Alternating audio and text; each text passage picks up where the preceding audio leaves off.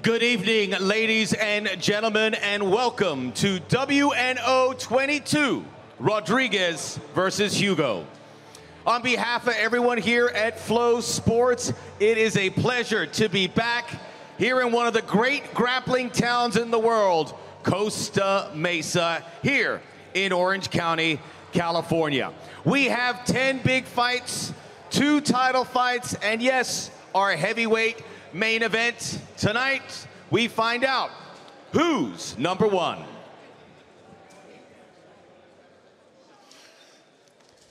Let us get to our first fight of the evening. It is in the middleweight division.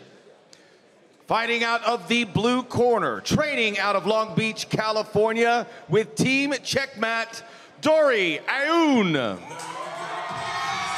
Dory Auon, big crowd here for this young man making his Who's Number 1 debut. Fighting out of Santa Ana, California, representing Hustle BJJ and Team Checkmat. Yeah, he brought a crowd for sure.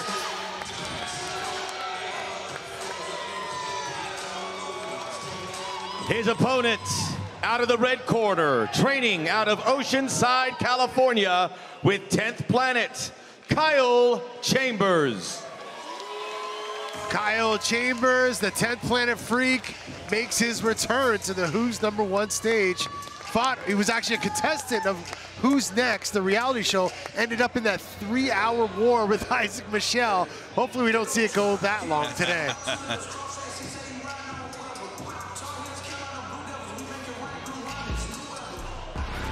All right, let's take a look at tonight's tail of the tape middleweight matchup. Dory Auon, 29 years old, 6 foot, weighed in at 186 pounds. Kyle Chambers, 31 years old, 6'3", weighed in at 183.2 pounds. This will be a 9-minute match on the undercard. We're gonna kick things over to the referee, Gabriel, to get the action going.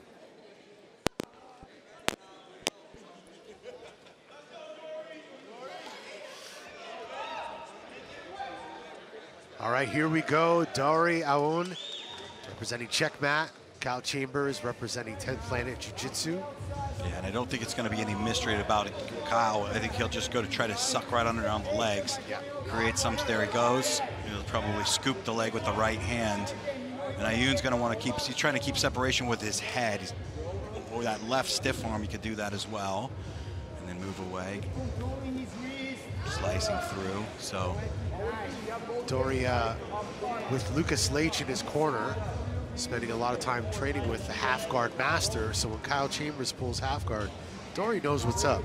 Yeah, Lucas Leitch is just so good everywhere, but it's sort of where he made his competition career based out of that. So this is going to be shouldn't feel too different than what he's used to. It's into the half guard position there. But I would expect Kyle to start to really try to scoop the leg or get a 2-on-1, create some off balance, and then get him to the leg.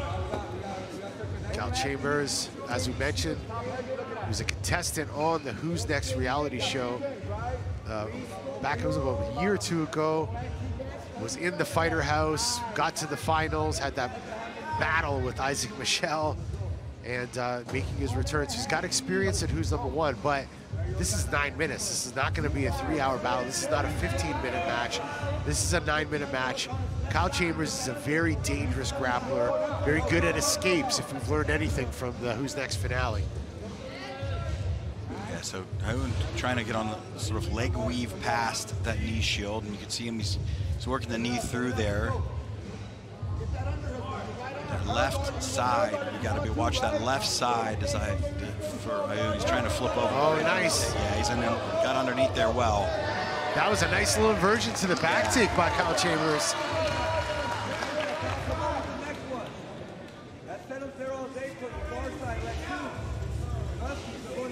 You know, the thing when you're running around is Auon's got to be careful where his feet go when he's bullfighting around there, especially for someone who likes to invert. If he steps too close to the hip with either leg, it's going to be an easy inversion and at least a leg entry. Look at the flexibility of Kyle Chambers inverting there, looking very comfortable. Just just kind of, you know, doing a good job of recovering and just shutting down all of Dory's pass attempts there. It is stack pass attempt by Dory.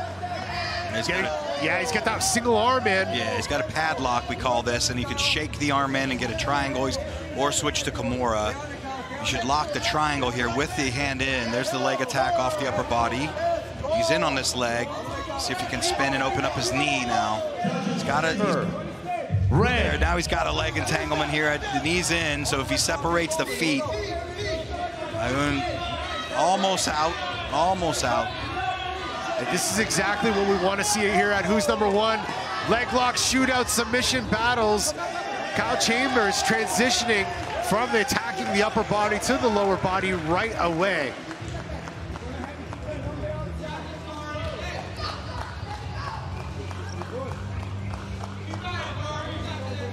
I think we're gonna remove the earrings of Kyle Chambers. Yeah, just a wardrobe malfunction, more or less. Safety hazards. Yes. Trying to. But and it sucks because that was a good pace. Yeah, it's a good movement set. These guys got in on. Auon did a good job of staying composed and freeing his knee and not getting his leg sucked back in there. I could see that Kyle grabbed above the knee to try to get that leg pulled back in, but just unsuccessful. And yeah, I gotta say I'm really liking what I'm seeing from Kyle Chambers here today. Some beautiful submission attacks, chaining submission to submission. This is exactly what we want to see here at Who's Number One. Kyle Chambers is bringing it. Dory on the top, trying to get a guard pass.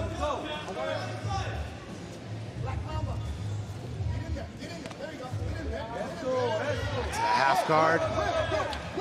Now Auon kind of pulled out back there. He was in and kind of pulled himself out. Now he's got to pull out. I mean, now to drive in here isn't going to help. You put your hands down, get your inside ties. He's able to pummel his arms back inside, so that's good for him. But you'll see closed guard is such an easy leg entry, or can be, for Chambers. That would mean that Auon would need to be ready to kick out of this if he's going to stand up and chooses to elect to open the guard on the knees.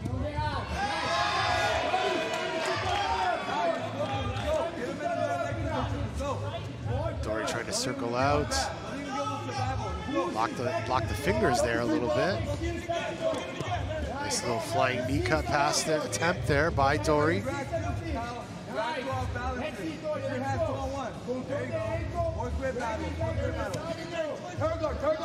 Now Auon needs to just keep creeping above the knee line. He needs to get above the knees or just hug, body lock or hug in. That would be a good position. He tried, but he got put back in the closed guard. Man, look at the dexterity and flexibility of Kyle Chambers. Going to a go-go plata attempt there, it looks like. Yeah, Auon needs to come out of there instead of into there when that guard starts getting up high. He's got to push the head, got to push that foot down, and he can still bring his head out. And then limp the right arm, elbow up into the midsection. But he sort of drove himself into this position, which isn't ideal. It's time to leave now if you're Auon. There's plenty of room to leave if he does it now, but driving in can oftentimes lead to some trouble here. If Kyle Chambers throws that right leg over the top of this arm that's in there. I was just gonna say, what does Kyle need to do to kind of seal the deal here? Yeah, it feels like he's in the right position, but does he have the wrong angle? What can he do with this right leg? He could throw the right leg around. Now you can see he's trying it, but there was some space there, because then you're gonna have at least a triangle. You're gonna have a tighter go-go plata and a triangle. There, he's trying to do it now. Is to get that right leg around the arm, but he's going to wait too long. If he waits too long, then Auon could leave. He should stand up right now, put his hips up high, turn his thumbs down, and literally just duck his head and walk out of this. Judges favor red. There, he's getting out. That Chambers waited too long there, and Auon was able to slip the right elbow. Auon's got to do something different here. He's got to mix up his strategy, because Kyle Chambers is winning in the judges' favor. But I think also in everyone's impression right now, Dory really needs to start scoring here. Even though there's no scoring, he needs to get positions. He needs to attack submissions. Kyle Chambers just accepting every pass Dory has and changing that into a submission attempt. Yeah, they saw that padlock counter to the double unders again. I like the leg weave. He's just got to get tighter. He's got to either use the sort of an near side underhook or a head and arm half guard pass. He's got to get tighter. He's getting around the horn, or he's got to get the front headlock. Is like a front head arm. Chambers is just easily inverting. There now he's got around the guard. See if he can use that right arm. Nope, couldn't maintain it. Almost passed. Kyle using that flexibility and leg length to recover. Yeah, he's gonna pass now. Dory's passed now. And boy, I think that's the tenacity right there, just continuing to pass and pass and pass. Let's see if he can get something going on though here. Taking the back left arm over on the other side, maybe looking for a back take with a top spin. He's gonna try to flatten him out with it, go for a Darce choke here. Kyle doing a good job of escaping. Dory on the attack once again, and Kyle recovers guard. I don't know if you guys at home can feel the energy of this arena, but it's popping off here in Costa Mesa. It is. I like the energy that Auon is putting into this stuff. He's really just tenaciously moving past. Now he's got back head and arm here. Let's see if he can either flip Chambers over to the back or sneak a strangle in. He's got lots of opportunity. Yeah. But he's got to start attacking from that position. Oh, he's looking to take the back. Is Dory Auon. He's got one hook in. It's a good attacking position. He's got the hands. And Kyle Chambers escapes. He's got to watch that leg getting yanked in the inside. Now he's got to put weight into the left foot. Does Auon.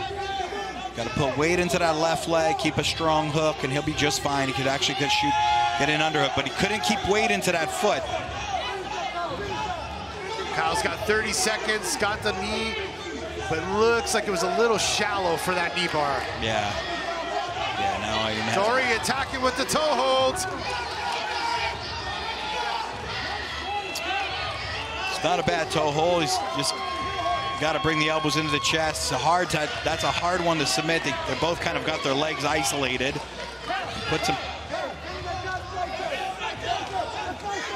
Now he's in a slicer here, is Auon. 2 seconds left, and that is it. What a match to kick things off here at Who's Number 122. Fantastic performance by both of these young men. This is going to be a tight one for the judges. It is. Yeah, I got to say at the end there, Auon really kicked it up another gear. Definitely did. Yeah, that's going to be a close one. Kyle Chambers going into the corner. The 10 Planet Freaks in full effect here. Let's take a look at the replay. Dory coming in. A little bit of a slow start. Kyle Chambers was on the attack. Had some vicious leg lock attempts early on in the match. Used that Gogo Plata attempt as well. I feel like Kyle had way more submission attempts. Yeah. I think that Dory had 2 strong attacks, but I feel like Kyle did a little bit more with the submissions.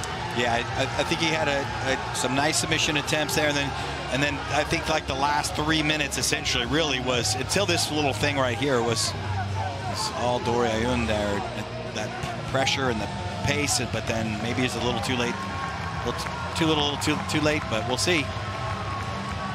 Yeah, I don't think we're alone on this one. The judges are still discussing this.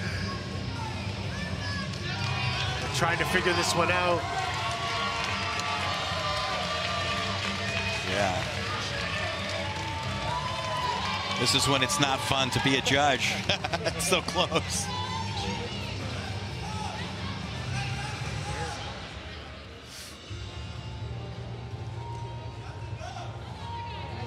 All right, we're gonna kick things over to the judge's decision now.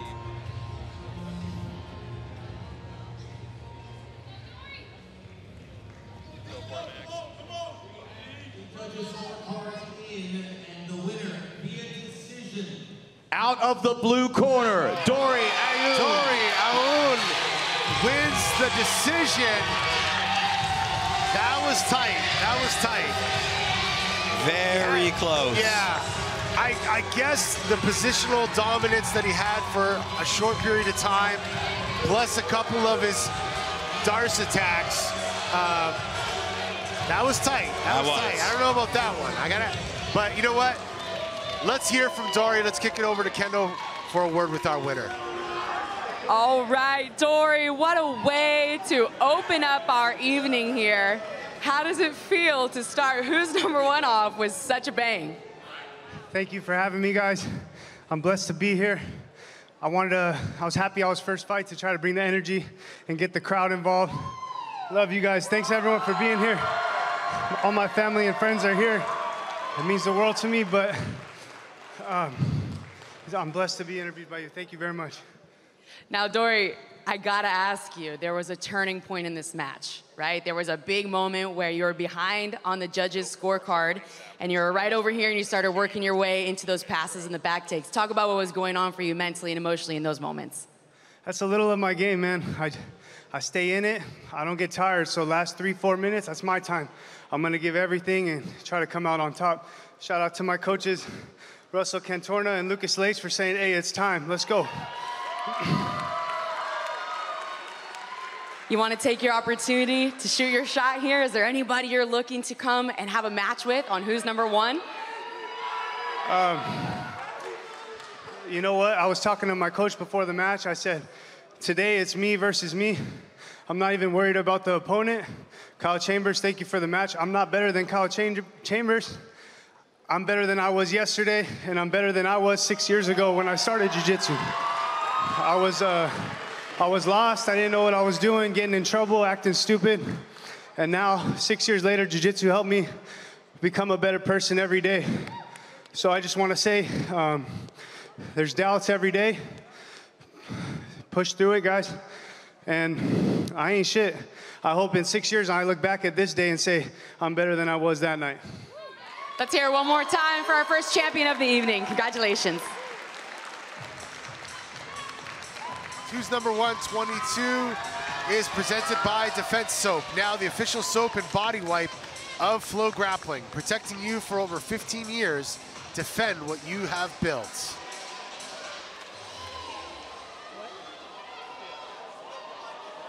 All right, our next match will be a women's strawweight match.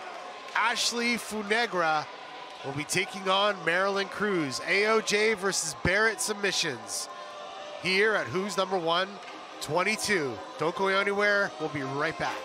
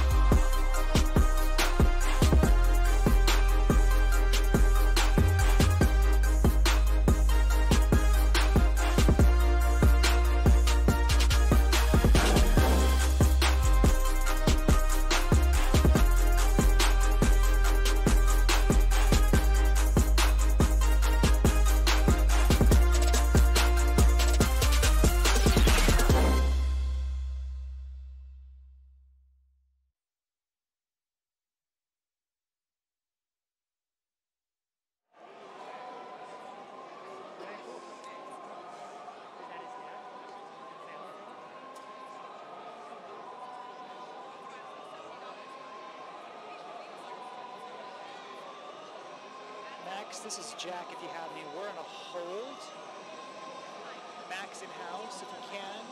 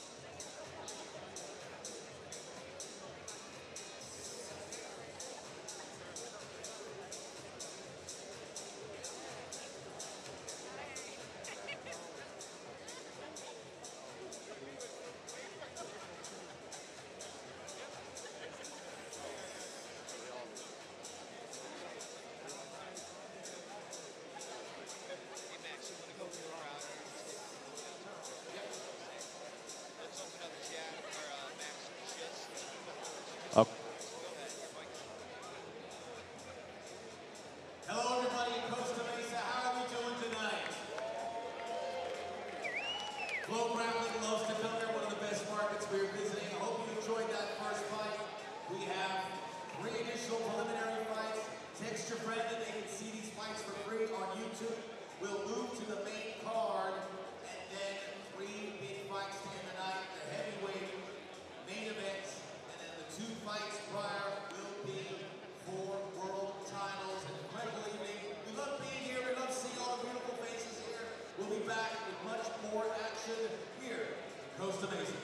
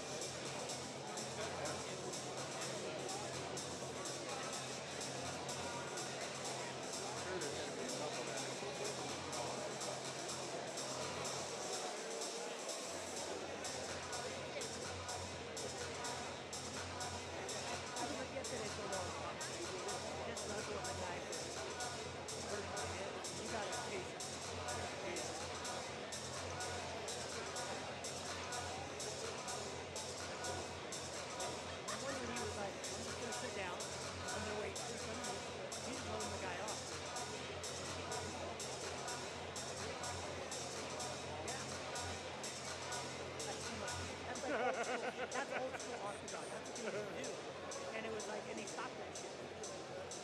Yeah, yeah. Because like, really, you know, you're gonna fight somebody for 2 hours, like nobody else is gonna be around. That's why it's like, like 25 seconds max. Standby max. You've got to time it. Nobody wants to do that. That's like, let's go in your backyard and do the biggest thing. And afterwards, you got to get out and do the game. And it really doesn't matter. Nobody's going to fight that way.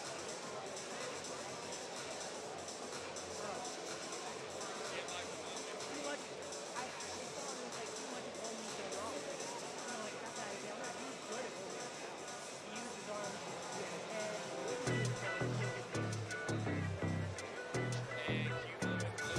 It is time now for our next matchup, which will be in the women's strawweight division. First, out of the blue corner, training out of San Diego from the Barrett Submissions team, Marilyn Cruz. Debut representing Barrett Yoshida in San Diego, California.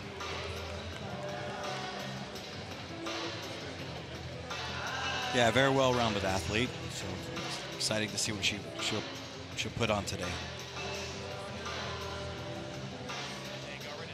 Her opponent out of the red corner, training right here in Costa Mesa, California with the art of jiu-jitsu, Ashlee Funegra. Ashlee Funegra makes her Who's Number One debut. Her sister, Mia Funegra, competed in the last Who's Number One, had an amazing performance. Yeah, she looked great in that performance. I guess the big question is, do you think Ashlee wants to put on an identical performance as her sister did?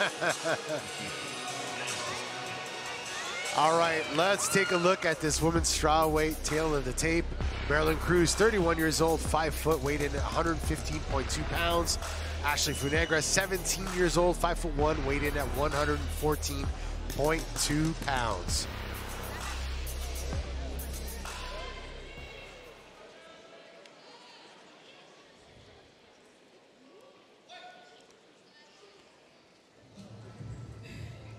Her sister just had such nice movement. Her match, we'll see.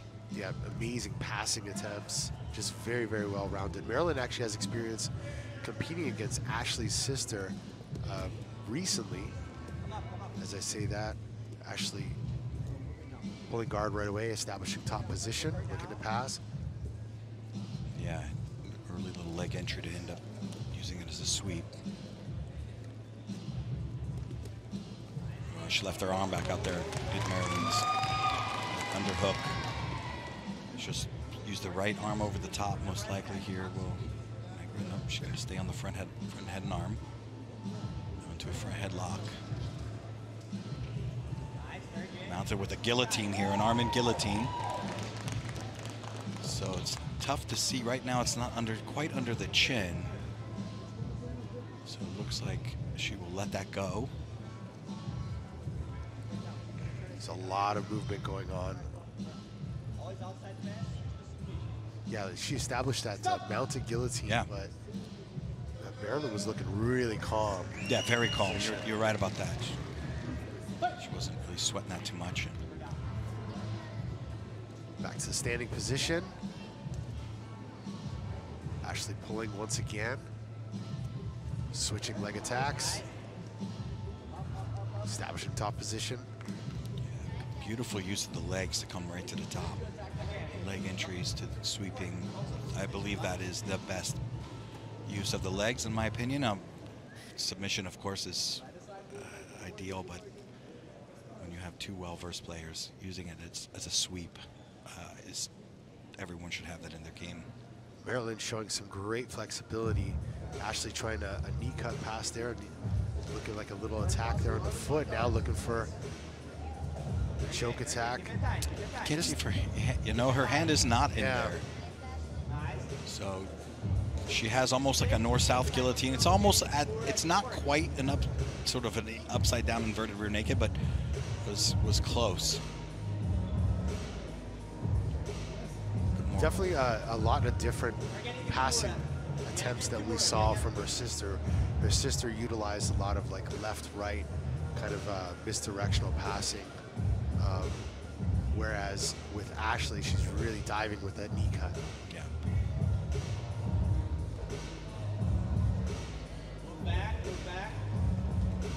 And now, guard recovery. A bit of a different pace than the last match. Yeah, it's more consistent, right? Smooth and consistent, but productive nonetheless. So it was almost a nice little. There was a little arm drag there by Marilyn.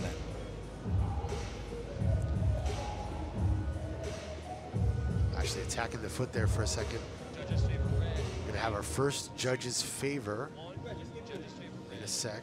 Judge's favor, red. Yeah, no surprise there. Ashlee dominating. Marilyn's left that arm out again, and this is a pretty deep. Was a pretty deep underhook. She's worked herself around looking for Kimura. Yep, she got Kimura. Now does she want to do Kimura or an arm lock or triangle? Or take the back if Marilyn turns. Marilyn's definitely not turning. Oh, now she seems to have let it go. So.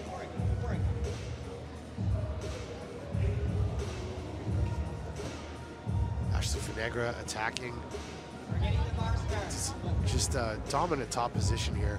Marilyn's really having a tough time of preventing those passes and recovering in an effective guard position. Ashlee continues to threaten with that Darce choke on top. Yeah, she's pulled the head down. She can knee cut through. She can't quite reach her hands, but she's starting to get her hands connected. Marilyn needs to turn to all fours to fight this off and get that elbow on the mat. It just wasn't quite there.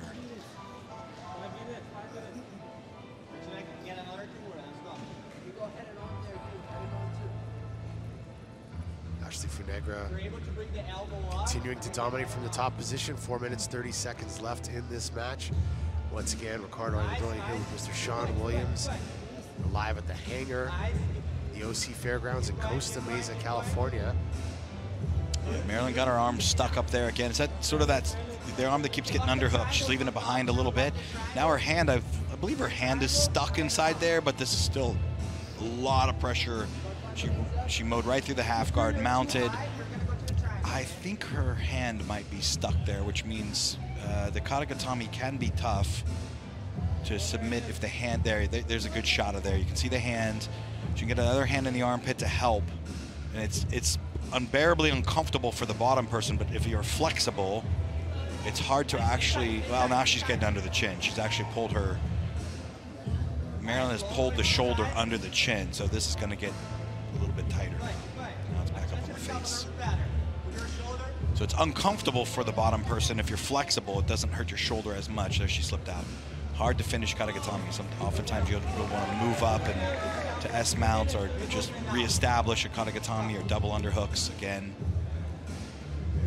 Maybe just use it to take the back. You can, yeah. Positions. I mean, it's uncomfortable. You can absolutely submit people that have inflexible shoulders there, but.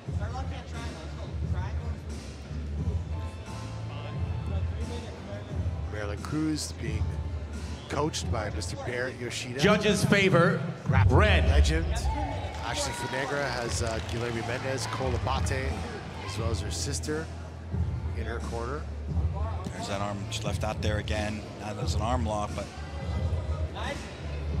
The one thing I notice is every time Ashlee is spinning for that arm, Marilyn does a really good job of keeping her shoulders to the mat, not exposing the arm attack. She's doing a really good job of defending that specific attack. Yeah. She's not really unable to, reverse the situation, but she is defending that one attack, several armbar attacks from Ashlee Funegra. She's going to go straight on lock on Udagatami on that far side. She'll at least get mounted.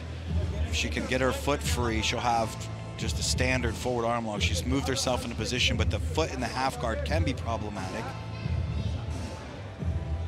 Marilyn was able to get out.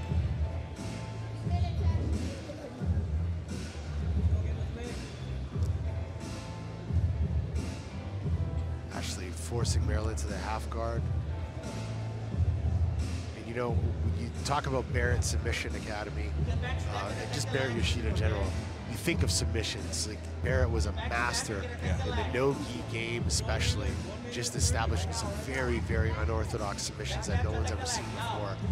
And then you look at Ashlee Funegra coming out of AOJ right here in Costa Mesa, representing that kind of modern jiu-jitsu and the new evolution of AOJ's no-gi game. We're seeing it here in full effect. Heel hook attacks, several Darce attempts. Very good. Just a great clash of styles here. Marilyn looks like he was going to try a fall street for a second. Again, that underhook on that top arm there. That arm that's hanging over the back. Yeah, Barrett was a master. He had that 2-on-1 open guard with no gi. It was almost like a no-gi collar sleeve, and he was a genius at it. Moving into Kimura here. Marilyn attacking here. She's got a little bite on the heel. Not too deep. Switching up grips on the leg. Can't really see from this position, but looks like Marilyn's got a little attack sequence beginning there. Ashlee kind of withdrawing from the position. A bit of an interesting grip there by Marilyn Cruz. I wonder if she's trying to use that to get up, or she actually has some sort of submission attack. Yeah, she was going for the calf slicer, I believe, there. It's going to be tough on the flexibility of these women. Oh, very nice contest. Really nice and smooth. Yeah. Both young ladies, so. Let's take a look at the replay. Saw some front headlock. Strong guillotine attempts to mount there from Funegra. Marilyn doing her best to recover and defend. Got a nice head and arm attack. Was unable to get to the finish. And you talk about the arm lock submissions that Funegra was kept attacking Marilyn Cruz. Cruz did a great job of just defending all of those, getting her shoulders to the mat. Last second leg attack in the match there by Cruz. But I don't think that's going to be enough to get the victory here. No, I don't think so. I agree with you.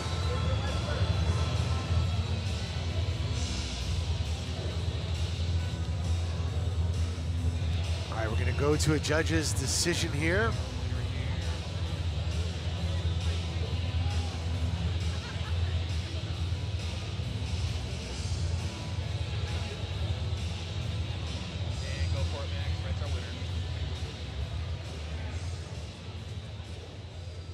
We have the judges' scores. We have your judges' scores. The winner in the red corner via decision, Ashlee Funegra. Ashlee Funegra wins in her Who's Number One debut. Dominant performance over Marilyn Cruz. It's 1-0 for AOJ here at Costa Mesa. Let's kick it over to Kenta Rusing with a word for our winner. Ashlee Funegra, congratulations on a big opening win here. Tell us what the fans should be thinking about when they see you, and we got the purple braids. I know you guys talk a lot about that on social media. What do you want the fans to know when they're watching you out here fighting? Just that I'm always attacking, always trying to chase the submission, and always trying to finish the fight as fast as I can. And also, me and my sister, we love to do the braids whenever we compete because we like to embrace more of our feminine side in jiu-jitsu.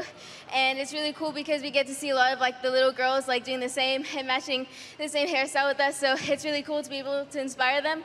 And so for this competition, I decided to do purple braids and a purple rash guard because I'm a pro belt and it's my debut in Nogi as a pro belt. So that's why I chose the purple. Very nice. Yeah, you've had an incredible last year, now coming in as a new purple belt. And your sister had a big opening win on Who's Number One on our last show. Can we expect to see more of both of you guys potentially? Yes, actually, I thought it would be cool if maybe one of the sooner cards, me and my sister were on the card together. So I thought it would be cool to try and set that up.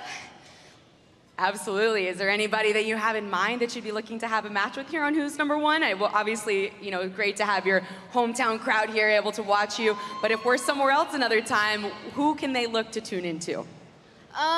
I don't have anybody in particular, but any like black belt, either 110 or 115 would be great to try and set it up. All right, she wants to go from blue to purple to now competing with black belts right away. We love to see it. Let's give her one big round of applause here. Congrats to our champion.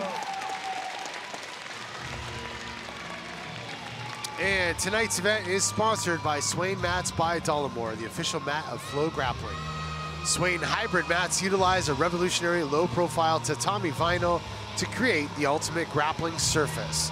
Experience the hybrid difference at dollamore.com. Don't go anywhere, guys. We will be back with a men's lightweight match. We got Max Hanson versus Daniel Sathler coming up shortly. Don't go anywhere, guys. We will return.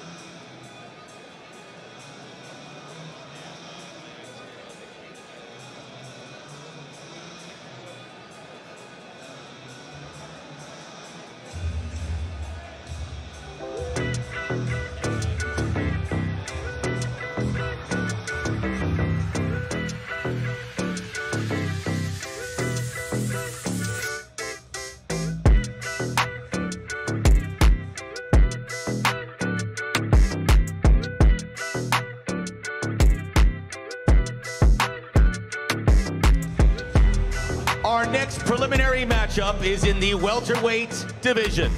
First, in the blue corner, training out of San Diego, California with Atos Jiu-Jitsu, Daniel Sathler.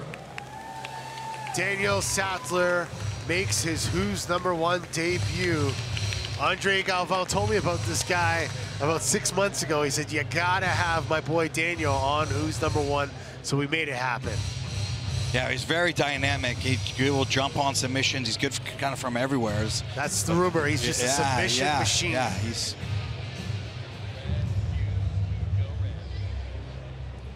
His opponent in the red corner, training out of Toledo, Ohio with Adamas Jiu-Jitsu and Pentago Submission, Max Hanson. Max Hanson, another Who's Next reality show alumni, makes his Who's #1 return in a match against Daniel Sathler. Max Hanson, teammate of Dante Leon, will be defending his 155-pound title later on. Yeah, this guy's very good, Max. Good on the legs. These guys have fought before. It was very, very close. Sathler coming out victorious. All right, let's take a look at this welterweight tail of the tape. Daniel Sathler, 23 years old, 5'9", weight 170.4 pounds.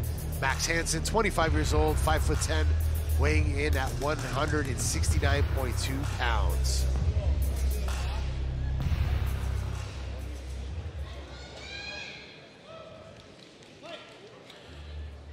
Yeah, it'll be a very different clash of styles here. I think Hanson's just going to try to suck up on the legs and use those leg entries to score, like essentially what would be scores. Like there, he's almost on inside, whereas Sathler a little bit more nice, trying to get into that K-guard situation. But look at his knee, left his knee behind. There, he got it out. And these guys actually had a match at the Nogi Worlds. I believe Daniel Sathler won either by points or decision. Yeah. And Max is looking for that rematch, and he said, you know, in this format, he really feels that he should be able to come away victorious just because he has the ability to just flow and attack from, you know, bottom to top, top to bottom without worrying about getting points scored on. Yeah. That'll be interesting because there's Sathler. Oh, Sathler with the flying yes, he will. He's dynamic with his submission hunt. He goes after it. And he's got a straight arm. Yep, he's extended that. See if he can get a better grip on the wrist. The legs are... Oh my gosh. Yeah, the legs are in the way. He actually got it. Daniel Sathler, the submission machine from Atos Jiu-Jitsu, wins in impressive fashion. Flying triangle to armbar. Wow. Yep. Yes, I told you he will just fly on submissions. And that's how you've got to watch it. He's a very dangerous human being here. Just jumps right over the top. Hanson just got, you know, I don't think he got careless. He was grounded. He was up on a high knee. He reached out there to a collar tie and then just got his arm stuck in there. Yeah, that was exactly what Galvão was telling us. Yeah. He said that, you know, Sathler is just a submission machine, goes after it from start to finish, and he did just that. It was interesting. He hit that triangle. He had the arm straight. The arm was kind of turned a bit. Yeah. And, you know, some people, if they're in that situation, they might let go, try to readjust the position. But Sathler did not let go, and he just kept on attacking. Your winner out of the blue corner via armbar submission, Daniel Sathler. Daniel Sathler gets the win impressively in his Who's #1 debut. What a way to make a debut. Yeah, spectacular submission there. Flying triangle to armbar, wow. Let's kick it over to Kendall for a word with our winner. Daniel Sathler, what a lightning fast submission here. What was going through your mind as you jumped into that triangle? Yeah, I was actually training that a lot, you know. In this super fight, it was a great opportunity for me to study my opponent a lot because I knew it was going to be only one match and one fight, so it was all focused on him. And I had like that move that I drilled that every day, you know, the arm bar from different scenarios. And yeah, I watched him at the Who's Next, so that was a lot of content for me to study. Well, and not only the content, but you guys had a recent match where you came out victorious in a slight points victory. So were you looking to make a different statement here tonight after that? Yeah, for sure. Like I said yesterday, you know, I know a lot of athletes, they say, oh, you know, I want to submit, the goal is the submission, you know, but I know most of them just say, you know, but my coaches, everybody know that I really go for the submission, you know, and when I put my word's 100%, and I said yesterday in the press conference that that match would end up in submission, and I made my word, so yeah. So that's what the fans should be hoping for if we see you back here, right? That's what you want them to know, you're a submission machine? Always, always. That's my style, that's my game, you know. The soccer player wants to score the goal, you know, the basketball player, you know, and the jiu-jitsu guy is not different. It's the submission, and that's what the event brought me here too. Amazing. Let's give him one more round of applause. Congratulations on a submission victory tonight. Quero mandar abraço também para toda a galera do Brasil, toda a minha família aí que está me assistindo. Tamo aí, toda honra e glória seja dada a Deus, e é por vocês que eu luto. Ossa! Daniel Sathler, congratulations. All right, this event is sponsored by King's Kimonos. King's is a world leader in jiu-jitsu gear and apparel. Premium crafted products worn by the sport's biggest names. King's Kimonos, reign supreme.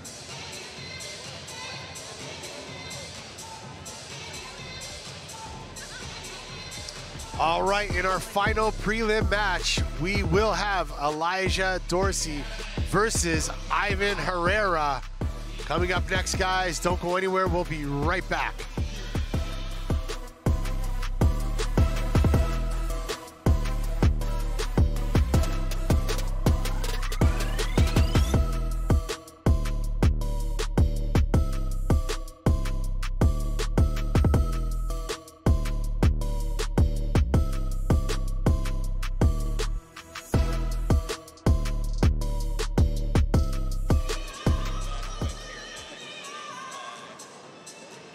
Song sucks.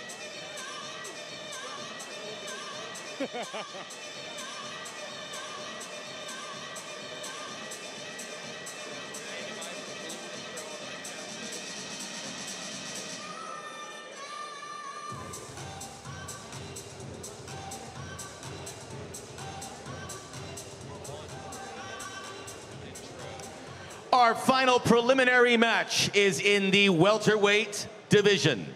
First, in the blue corner, training out of Camp Springs, Maryland, with Team Lloyd Irvin, Elijah Dorsey. Elijah Dorsey making his Who's Number One debut, recent winner of the ADCC East Coast Trials. Yeah, what a performance that was. Yeah, I mean, kind of come out of nowhere and it's just beat everyone, and then do some great things after that as well. It's crazy. These guys on a roll. His opponent in the red corner, training out of San Diego, California with Barrett Submissions, Ivan Herrera. Ivan Herrera, representing Barrett Submissions, San Diego, California, makes his Who's Number One debut. They say he's a scrapper, had a lot of MMA experience, looking to make a name for himself here at Who's Number One. And what a way if he could defeat Elijah Dorsey. Let's take a look at this welterweight tail of the tape. Ivan Herrera, 25 years old, 5'9", weighed at 168.4 pounds. Elijah Dorsey, 22 years old, 6 foot, 168.6 pounds.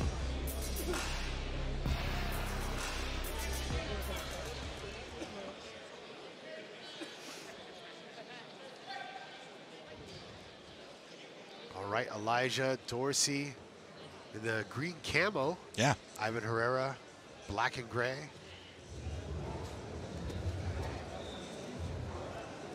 Dorsey's ADCC East Coast Trials run, and recently European Championships gold medalist. Yeah.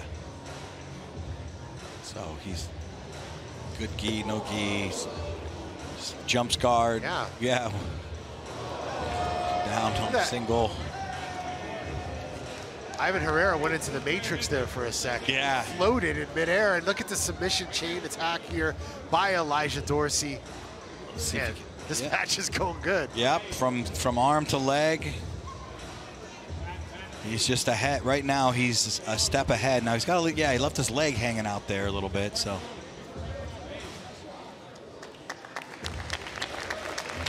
A lot of buzz about Elijah Dorsey.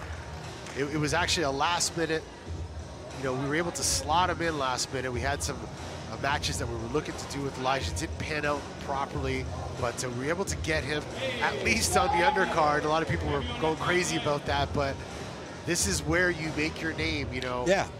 Yeah. You win on the undercard, you get into the main card of who's #1, and everyone wants to see what Elijah Dorsey's going to do this year and beyond. Actually has a win over Nicky Ryan at the that's right. That's right. Yeah, East Coast beat him in the Trials. finals. So he's got some big wins under his cap, and a who's #1 victory could change this young man's life. But Ivan Herrera is here to scrap, and he is no slouch, defending all of Elijah's attacks so far. Yeah, Elijah's wrestling abilities look very, very good at the moment. Some really nice takedowns. We try to not let these guys do competitions before their who's #1 matches. Elijah snuck in the European champion. He only snuck in the European championships and won. It didn't get hurt, so that was acceptable. Him and Mica Galvão, but shot there by beautiful spin there. Gets Ivan down to the mat right away. Moves here to the mount. Just also have to do is slide that right knee through. Very, very good position here with that near side underhook. Just keep his head driving up. He should mount fairly easily. Ivan's come up on his side now, which I was gonna say, it looks like Elijah's got the head and arm trapped there, but using it to get to the back position. Yeah, when you bring the head around the behind, that's a back take is what you're looking for there.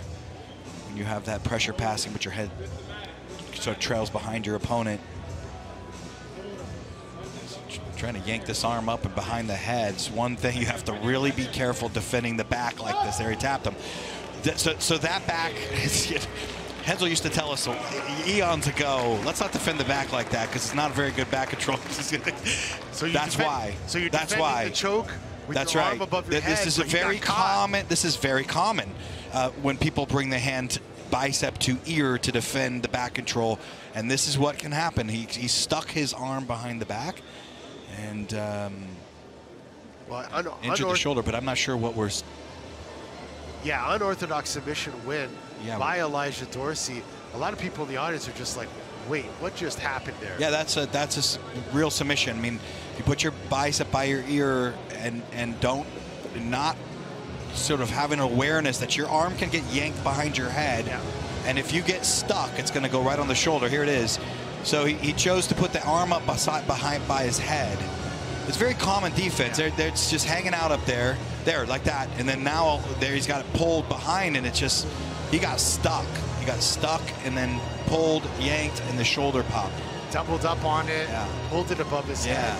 It's not the most controlling submission, but like you get stuck there just wrong, and boy, oh boy, this is what can happen. Well, Elijah Dorsey said we can expect an exciting match, and that it was.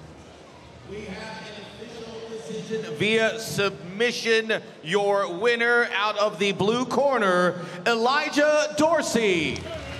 Elijah Dorsey representing Team Lloyd Irvin wins by submission. Impressive submission win here at Who's #1 in his debut.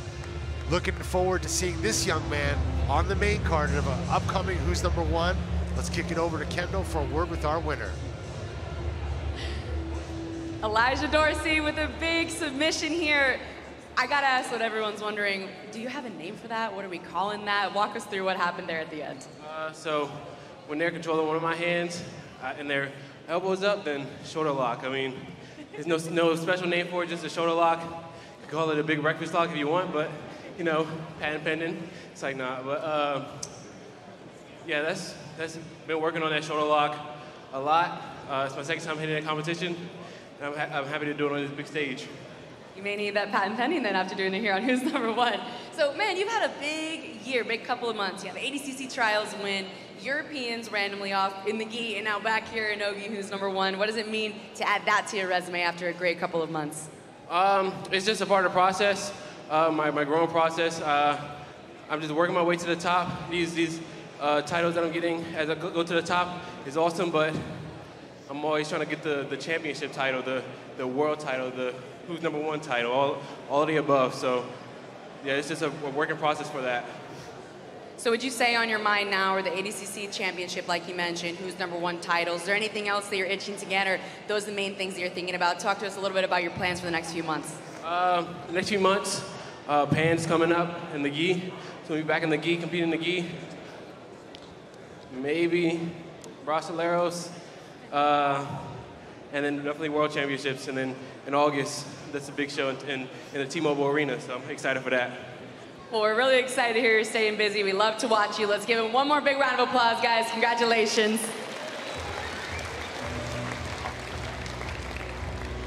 All right, ladies and gentlemen, this is the end of the free stream here on FloGrappling. If you're watching online on YouTube or social media, that's the end of the free stream. So the only way to watch the rest of the card, an amazing card it is, I gotta say, the only way to watch is to go to FloGrappling.com, get your subscription. How could you not be a FloGrappling subscriber at this point? Yeah, you gotta do it. Yeah, guys, go get your FloGrappling subscription. Go to FloGrappling.com to watch the rest of the card. Hugo versus Nicky Rod in the main event. We got Mica Galvão, we got Dante versus Pato. Go to FloGrappling.com, subscribe. We'll see you in a minute.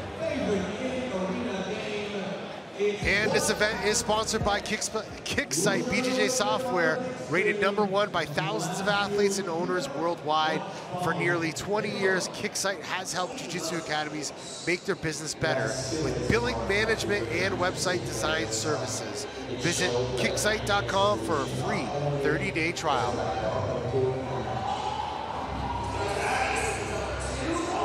We'll be right back with Sebastian Rodriguez versus Jacob Couch coming up in about 3 minutes after these commercials. Don't go anywhere. We'll be right back.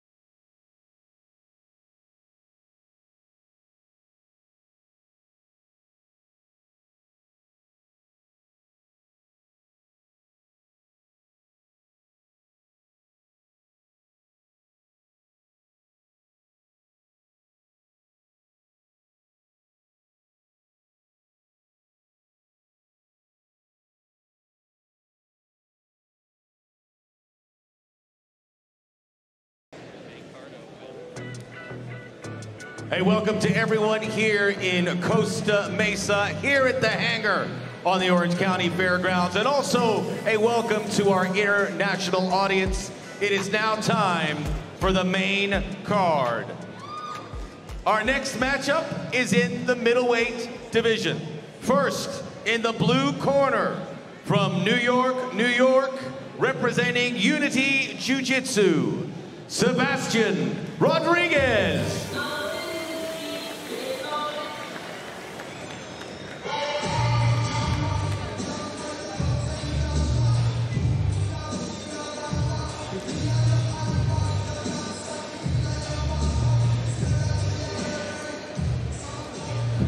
His opponent out of the red corner, training out of Mount Vernon, Illinois, with the he goes submission fighting, Jacob Couch.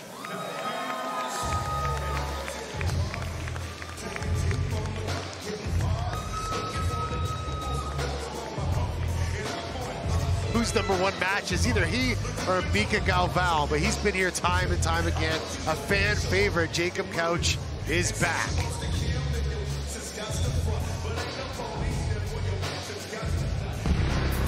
All right, let's take a look at this middleweight tale of the tape.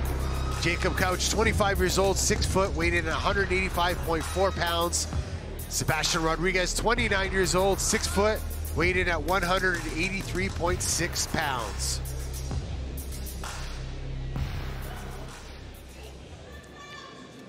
All right, here we go. As you mentioned, Jacob Couch, multiple-time veteran here at Who's Number One. He also recently won the East Coast Trials of ADCC and the ADCC Las Vegas Open. Sebastian Rodriguez, Nogi, Pan champion, you know, world champion. The guy's won it all as well. He didn't win his Who's Number One debut, but he's got an impressive style. That's why we brought him back here. Yeah, he's going to have to stay out of the closed guard, out of the legs. I mean, this is where what Jacob's going to do is work to get underneath on the legs. Does a very good job of using an outside ashirama, which should be a straight heel hook, and then just actually finish with a straight foot lock. He used that really well at the trials. Here he's going to try to pull it under. He'll put his right foot onto the other side of the hip. If he can clear enough room here. And see, yeah, that's good. He's got his leg already. It's going to be entangled. Now, he's on a straight knee bar first right now. Going to try to switch it to his heel hook. He's got it. He's got a good heel hook, a good bite on this. See if he can get, now there's the straight foot lock that he goes off of, so. And that's a good transition there. Now, Sebastian's got to get his hip inside there. Now back to the heel hook. You switch to a reverse figure 4 if he feels the need. It's a little bit of a tighter grip. And trying to roll through to invert the hip. Now he's got a better bite on the heel. That's a good bite. That's a good bite. Yeah. Oh, and Jacob Couch gets the submission. 1 minute and a half. Yep. What a way to make a return to Who's Number One. Jacob Couch gets the heel hook, and that bite was nasty. Yeah, he went belly down, and that if you can't get the knee out, if you're Sebastian Rodriguez, you can't get the knee out on the belly down. That gives you a much bigger access to the heel, and so he went belly down, got the heel in a much better position. Here he goes, and you see Sebastian left his leg hanging there. You should have pummeled that to the inside already. And so there was the straight knee bar, which turned into this straight heel hook with the outside Ashi position, and then he went belly down, really got a good bite, and then came back hard with the straight heel hook there. That's cool. Yeah, the grit and the bite and the intensity that Jacob brought to that. It's almost like he's like, man, I'm pissed off from my last Who's Number One performance against Isaac Michel, and I'm here to win this. I'm not letting this thing go. And he took it to Sebastian Rodriguez, only 90 seconds, and got the submission. The official decision, your winner out of the red corner, Jacob Couch. The Hillbilly Hammer, Pedigo submission from the Daisy Fresh show on FloGrappling. One of the top American grapplers in the scene right now, fan favorite, gets another win in his Who's Number One record. Looking forward to seeing him back again, Who's Number One. Let's kick it over to Kendo for a word with our winner. Jacob Couch here with another win on Who's Number One. Now I know this is a special show for you. You kind of made your name for yourself here on Who's Number One. What does it mean to come back in a different point in your career? ADCC Trials champion, big year ahead. How does it feeling? It feels incredible, honestly. You know, I think out of everyone that's ever did the show, I had the most matches for this, you know, for this promotion out of anyone. So it's a very comfortable spot for me. I love it here, and I can't wait to compete again.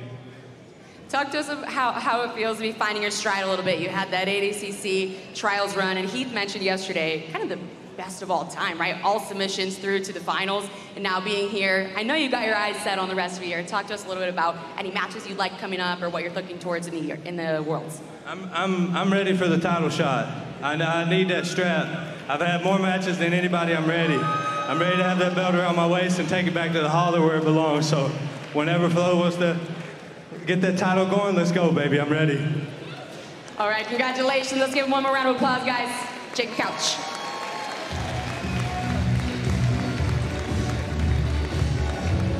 All right, guys, we're gonna toss things back to Jake Watson in the fan zone, live from Costa Mesa. Let's kick it over to Jake Watson in the fan zone.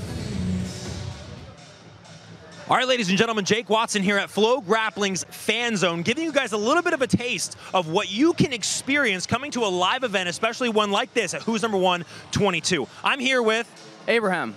So Abraham, tell us a little bit about what you do here at the event working with FloGrappling. Absolutely. So I'm over here trying to get the social media hype going, trying to get fans to come in and take some pictures with the belt, as well as kind of give them some free stickers, as well as a pamphlet with the order of fights going on tonight. So let's take a step over there for just a second and see a little bit more about what you're talking about. So this over here is the fan zone. You can come over here, take pictures with the prestigious Who's Number One belt. Now I'm asking you tonight, what is your opinion on this fight card? What matchup are you looking forward to most to see?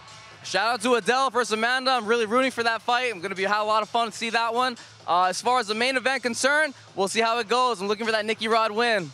Looking for the Nicky Rod win. Thank you so much, Abraham, for being a part of the fan zone. Remember, guys, you can go to FloGrappling.com, catch up all the news on Who's Number One, and come to an event yourself one day. All right, guys, this event is sponsored by Acai Republic. Fuel your victory with Acai Republic, the ultimate choice for BJJ community. Acai Republic, stay healthy and enjoy life. Go eat some acai. Don't go anywhere, guys. We'll be right back with our women's match of the evening. Amanda Tubby Alequin takes on Adele Fornarino. Adele replaces Fionn Davies in the women's match tonight.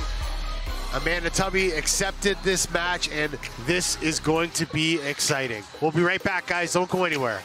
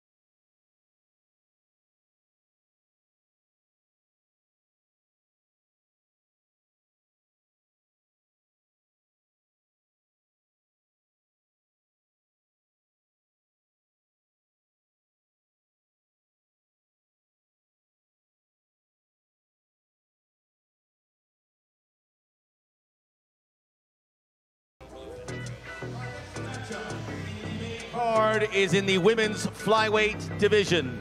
First in the blue corner, training out of San Diego, California with Atos Jiu-Jitsu,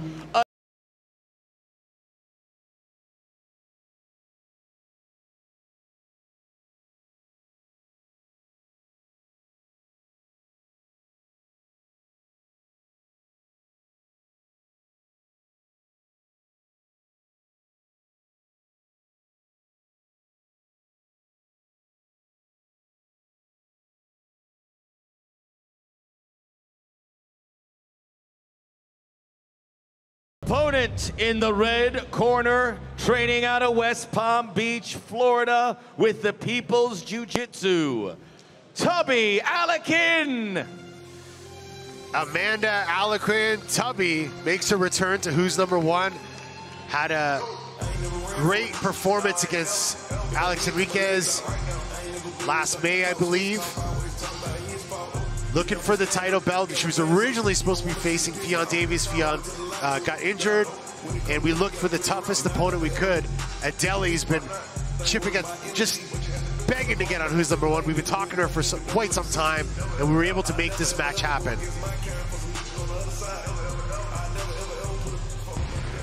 All right, let's take a look at this flyweight tale of the tape. Amanda Alequin, 29 years old, 5'5", weighed in at 118 pounds. Adele Fornarino, 24 years old, 5'3", weighed in at 123.8 pounds.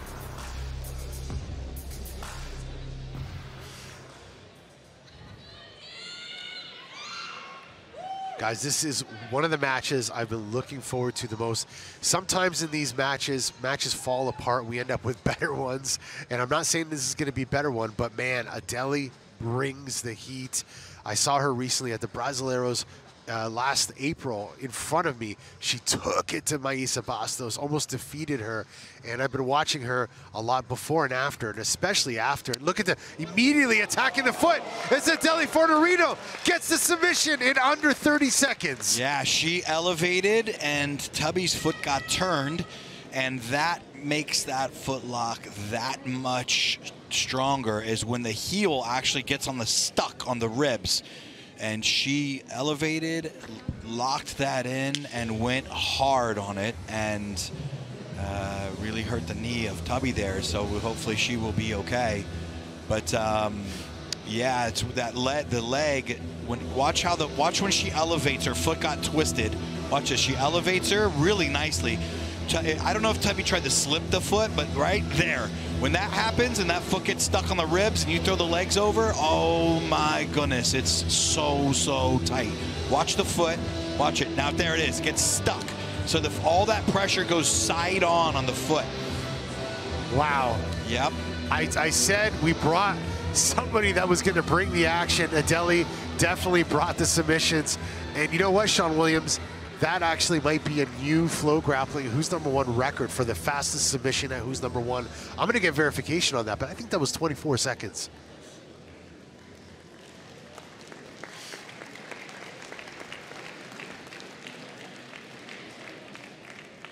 I definitely don't want to see athletes get your winner via submission in under 30 seconds in the blue corner, Adele Fornarino.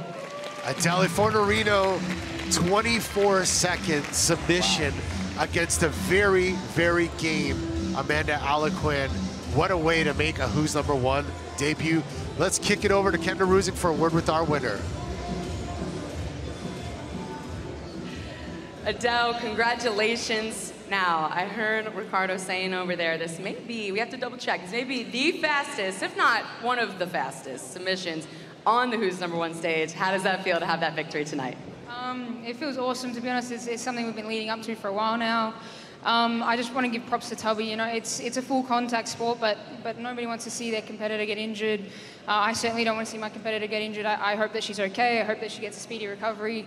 So all props to her. But I said I came out here to look for submissions, and that was the goal tonight. So just wanted to showcase stuff that I've been working on, and that's what I was able to do tonight. Yeah, we certainly wish Tubby a quick recovery. And for everyone at home, if you guys missed the press conference yesterday, I'm going to ask you to show off your nails a little bit here in the camera. We had some energy yesterday in the press conference that I'd like to ask you to talk about here. And tell everyone what that's all about. Yeah, we want to have a bit of daddy energy, a little bit of that alpha energy out here. You know, we want to reclaim that alpha energy. So that's what daddy energy is all about, and that's what I'm going to keep bringing into these shows and keep bringing into my jiu-jitsu is that alpha energy always. I love it. And man, last question, because it's important to note that you came in on about a week's notice, right? You were a last-minute fill-in here. Clearly, it was a great call. You came out with a fast submission victory. But what should we expect to see in this division now that you've made your way onto the Who's Number One winning streak? Look, 125 is a great division for me. I feel really comfortable here. I definitely want to crack at that title. You know, like this event, this fight was supposed to be for the title. So I feel like my name's definitely in the ring for that title fight. But also, I would love an opportunity at the 115. That belt's been a little bit quiet recently. I feel like 2 years is a long time to be holding on to a belt. So I feel like it's time for that belt to come back on the table. If not, vacate it and give it to somebody who's willing to fight for it. So we're here, we're ready. Those 115s are hungry. You heard it here first. 115s are hungry. Let's give her another round of applause. Congratulations, Adele. And the Flow team wishes Tubby a quick recovery. All right, this event is sponsored by Acai Republic. Fuel your victory with Acai Republic, the ultimate choice for the BJJ community. Acai Republic, stay healthy and enjoy life.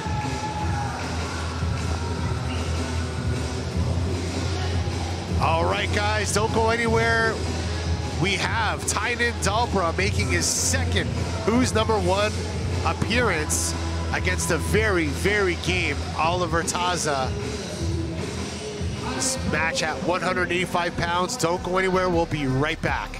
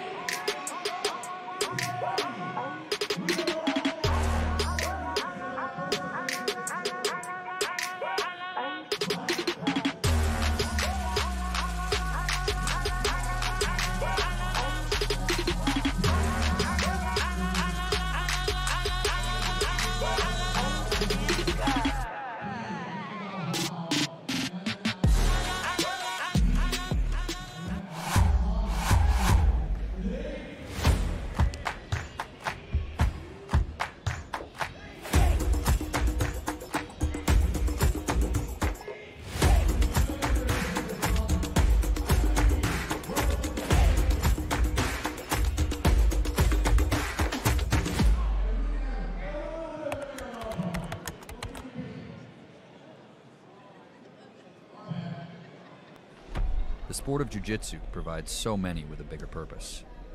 Jiu-jitsu becomes a part of you. You're faced with so many challenges in the sport, but skin infections shouldn't have to be one of them. And that's our mission. Defense Soap was created out of the need to fight back, because we care about this sport, the families, the athletes, the coaches, and we want to continue to protect people from skin infections, to keep you on the mat. And that's our goal here at Defense Soap, to defend what you have built.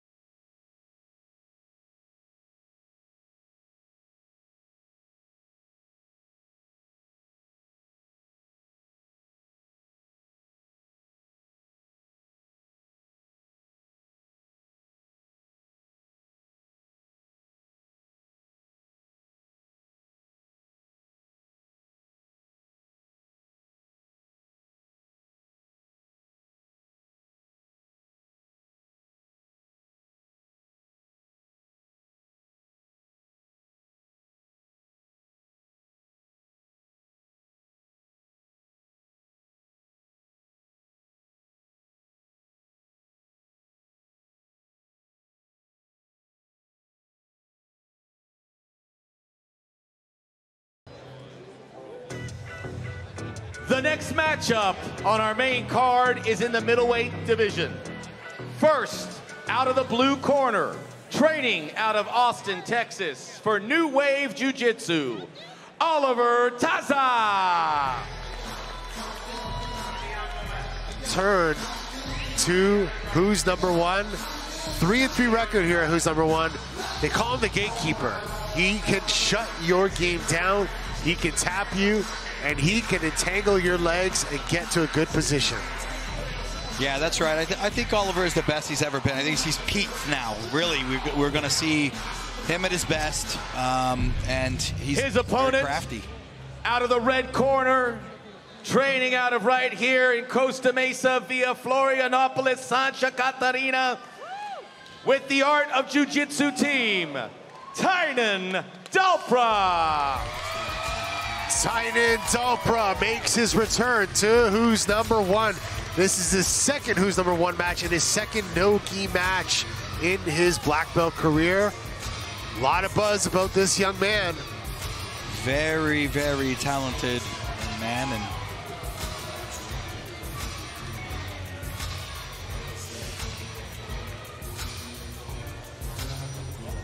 all right, let's take a look at our middleweight tail of the tape. Tainan Dalpra, only 23 years old, 5'11", weighed in at 185 pounds. Oliver Taza, 30 years old, 5'10", weighed in at 177.8 pounds. We're gonna kick things over to our referee, Gabriel, to begin this matchup. A lot of buzz around this match. Tainan in his second Who's Number One matchup. Taza, a very, very experienced grappler. Taza has defeated Tainan's teammate, Jonathan Alves, here at Who's Number One. Has some big wins under his belt. Actually has a win over Sebastian Rodriguez, Johnny Tama. And Taza's, he's been to ADCC. He's won Pan No-Gi. He's won all of, many, many major No-Gi titles, training at New Wave Jiu-Jitsu with some of the best in the world under the tutelage of John Danaher, Gordon Ryan, Nicholas Marigali. He's got quite the squad over there, but Tainan Dalpra representing AOJ, showcasing his new no-gi skills. And this is, Taza was kind of down on the leg, up on the head, down on the leg, that. I think he needs to do this for a little while. And I think that's a good tactic for him to use. This is not, but getting down on the leg, up on the head, down on the leg, maybe sneak in a little sneaky sweep singles. We've seen Tainan use the arm drag on his last match. He's trying to just tap the knee. But Taza, what I think he needs to do, he's got to do what he's best at, is move. But he also, when he gets into position, I think he needs to slow down a little. Sometimes he moves a little too much, gets himself into some trouble sometimes when he's failed an attack, et cetera, et cetera. Tainan, on the other hand, needs to lock Taza down. When he gets wherever position he can get on the ground, he needs to lock him down and then be very, very aware, which I'm sure he will be, of all the leg injuries and all the movement that Taza does. He moves a lot. Tainan very aggressive on that single leg. Yep. Nice. Swatting that leg down, gets Oliver Taza to his back. He needs to pummel this right leg over the top of the arm, because Tainan's going to get in and get tight. That's what he needs to do. He needs to really just smother Taza. That wrist over there on Taza's left side is a huge battle that he needs to win. That fight right there for that arm is so important right now. And now Tainan is locking in on the body lock. And in this position, in the gi, this is where we see Tainan do some crazy rolls. Yeah. You talk about the gator roll to the arm bar to the back, whatever. And it'd be interesting to see what kind of new no-gi techniques he's going to bring to the table as he gets more comfortable and familiar competing with no-gi. He's just going to sprawl in a minute. He's got a body lock, so he's got a very, very strong lock of the waist of Taza. So he can bring his left leg down towards the mat and simply pummel right over there. He's going to pummel right through, his knee sliding right through. Taza got to get his elbows inside and under the chest and watch his back. He's got a good guillotine from here, a little nice guillotine recovery he does very well.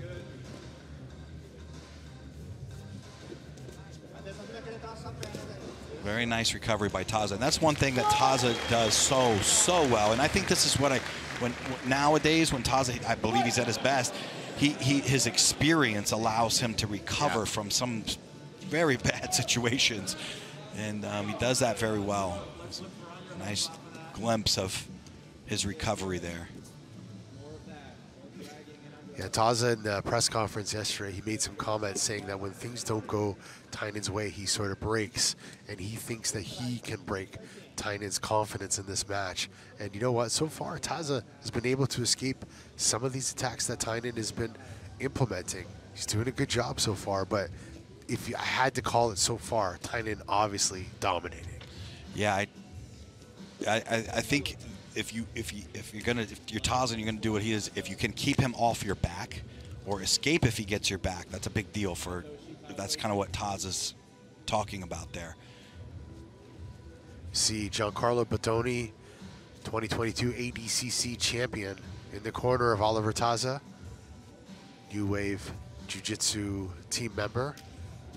Taza needs to keep Tainan off of his head and get a little bit more action on Tainan. So there's little snap downs, going for that outside 2-on-1.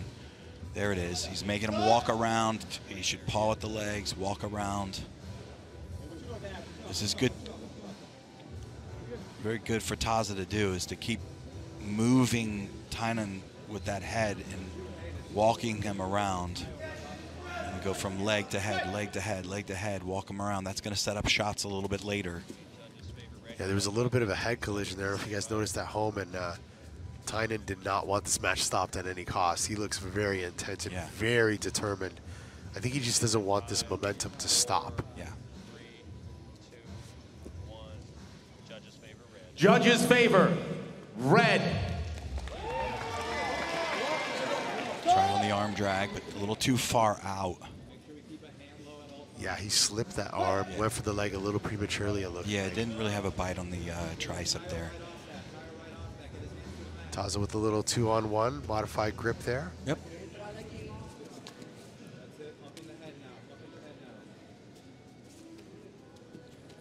There, that's good hand fighting from Taza, to snap the hands off, get back up on Tainan's head, and do it again. It's good hand fighting, making him walk. You hear the footstep, right? So that means that he could sweep single him on one of these injuries. Heavy foot on the mat means that you're successful at walking someone. And that means that you have their weight going where you want. Now let's see if Taza can capitalize on the single on that side that he has been walking Tainan quite well towards his left, towards Taza's left. What I will say about this matchup is it's not looking the way we thought it was going to. When everyone started talking about this match, immediately they're thinking Taza with the leg entanglement, Tainan with the takedowns. Taza's been stuffing Tainan's takedowns so far. He did get taken down once, but it looks like he's figured out how to stop those takedowns.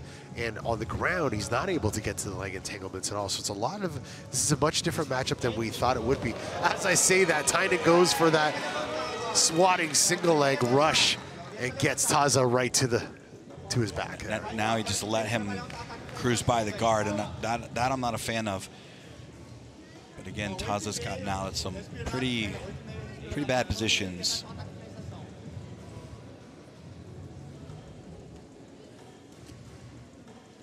Yeah, he's right inside at this point. And a restart from side control is a good place to be.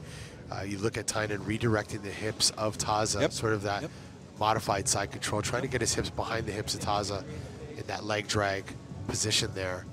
Yep, it's a great position. It's like I call it diagonal side or diagonal mount, actually. Like, instead of the classic side, you walk diagonal and your head lines up with the shoulder and your hips line up with the hips, and you could just literally walk right over the legs. It's a very, very hard position, especially if you can couple that with some underhooks, at least. So Taza's kind of gone into a little bit of a shell here. Keeping his arms under the chest. And we'll see if he picks a time where he feels Tainan gets a little lighter and works his knees in. See Tainan hunting for that wrist, far side.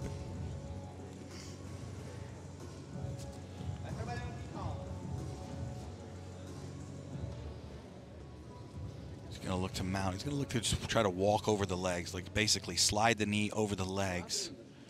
Taza doing a good job of keeping the hands away from gift wraps, so trying to stay underneath.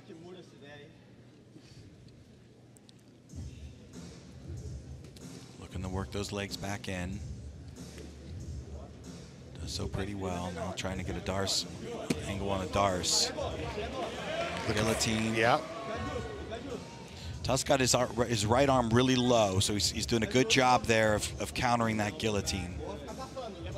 And Taza moves, excuse me, Tainan moves it. Now he's going to mount here. So if he can stay under this elbow on that side, Tainan, if you can see that elbow battle, Taza's got to bring that elbow underneath. And he's also got to fight his right elbow in the crook of Tainan's elbow. Tricky position. He's doing a good job. Taza's doing a good job of bringing his arms about low. Even if he gets mounted, he should be able to get out. There you see that AOJ-style side-to-side passing by Tainan Dalpra. Getting right back into that side control of Oliver Taza. And this is kind of where Taza doesn't really want to be. It's just under pressure. His escapes are good, but he's going to have to open up soon, and that's when things can get bad. Beautiful back take there by Tainan Dalpra, back take attempt, and Oliver Taza used the experience to escape, getting back to the feet. There you go. Yeah, again. And free. He gets out of these situations. He's very, very good at creating opportunities to get out.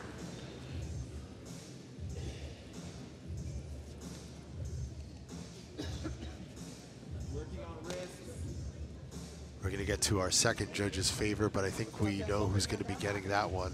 Again, Tainan Dalpra dominating this match, but Taza's defense and escapes have been very, very good. There was a snap to the head, entry on the leg. The problem, though, that was a nice little fireman's carry, but Taza countered nicely. The problem, even being good at defense, though, it eats the clock away. So Taza has essentially 5 minutes to really get offensive in nature. And I think defending, if it wears and frustrates your opponent down, but it Judge's doesn't look like it's favor, happening with Tainan. red. He keeps coming forward, even though he's not hitting some of those entries or maybe finalizing some of those shots or what have you. He just doesn't stop going forward. Yeah, I think Taza is chipping away, but he's going to have to put a little bit of juice on one of the singles just to test to see what does Tainan have on in the gas tank defensively. He's getting in. He's getting his shoulder to the hip, but before time gets a little bit too late, you got to test one of these. Start driving, test one, and that he tried to sweep down instead of drive. There's times where he's hitting those singles on Tainan, and it looks like he's hitting a brick wall. He I really gotta admit, it looks like he can't even budge him. Yeah.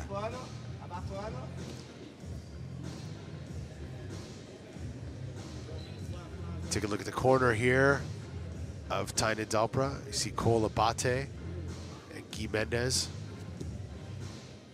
Looking forward to getting Cole Abate back on the Who's Number One stage. Yeah, super talented. Very talented. Again, Taza's going to have to open up here because time is not on his side, so you're going to have to start like being here defensively, 10 minutes ago, okay, but now at the 3-minute mark, it's going to be very, very hard to come back from this deficit if he wants to win a decision, unless he's got some crafty submission in his back pocket. It's going to be very hard for Taza to win this. Yeah. Yeah, and the more the time runs out, the more risk he's going to need to take to get out of these situations, and that is exactly what Tainan can capitalize on. He's trying to invert here now. Tainan's on it, but nicely done by Taza. He's got to get his left leg back inside to the middle, because he'll just get smushed here if he's not careful. And Tainan gets an underhook on that arm, either arm really, but he's got to stay under on one. Tainan getting towards the back, getting the hips behind the hips here. 2 minutes, 40 seconds left.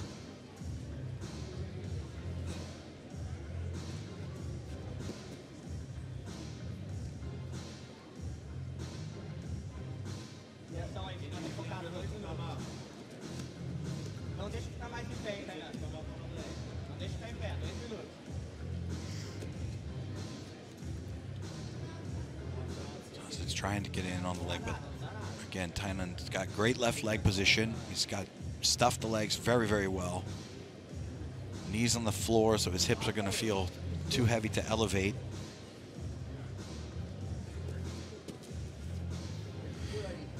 Yeah, this is looking a little bit more like we thought could look like. You know, Tainan known positionally, very, very dominant. He's utilizing a lot of that passing that he's been known for in the gi, and even what we saw in the last Who's Number One match. And just dominating in position here is Tainan Dalpra. Taza doing a great job of defending, but he's got to do something else here. Yeah. Yeah, he's running, time is running short, so. And Tainan is doing a very good job of giving back what Taza wants to take until he stops it. And then he stops it about this half guard position, and then that's it. He'll just repass and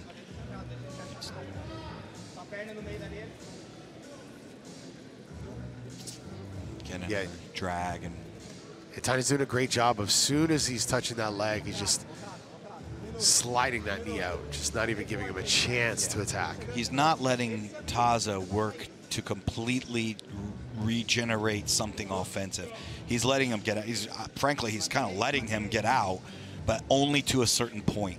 And then gets in his strong suit again, and then so it's eating away at the clock, and it's just good play for Tainan as well. It's not really fighting. Tainan now sat back there for a little footlock attempt. With that.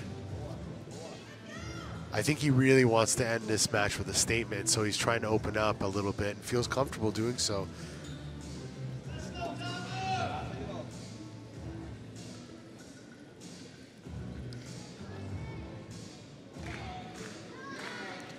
Ten seconds left in this match. There it is. Shades of the gator roll we saw him do in the gi. Tainan Dalpra using it to get to the back. And that is it. Tainan Dalpra dominant in his second Who's Number One match against a very, very game and experienced Oliver Taza. You see that swatting, single leg takedown, switching sides to pass. Tainan with the single there, just kind of shoving Taza to the mat. Yeah. Looking for a guillotine and use that to get to the back.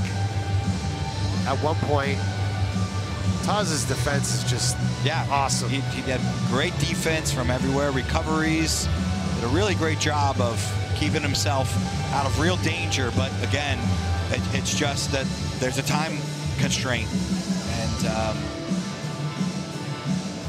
have to have that transition from not just from defense, but from defense into offense. And that's, he could get back to neutral, but he couldn't get back into the driver's seat. Dominant performance by Tainan Dalpra. Great job with the defense of Oliver Taza. We're gonna go to the judges' decision, but I think we know who it's gonna go to. We have the official decision via unanimous. Your winner in the red corner, Tainan Dalpra. There it is, Tainan Dalpra, 2-0 here in Who's Number One. His second no-gi match against a very, very tough and game opponent in Oliver Taza. Dominating from start to finish is Tainan Dalpra. Taza was defending a lot, just was not able to initiate really strong offensively. Yeah.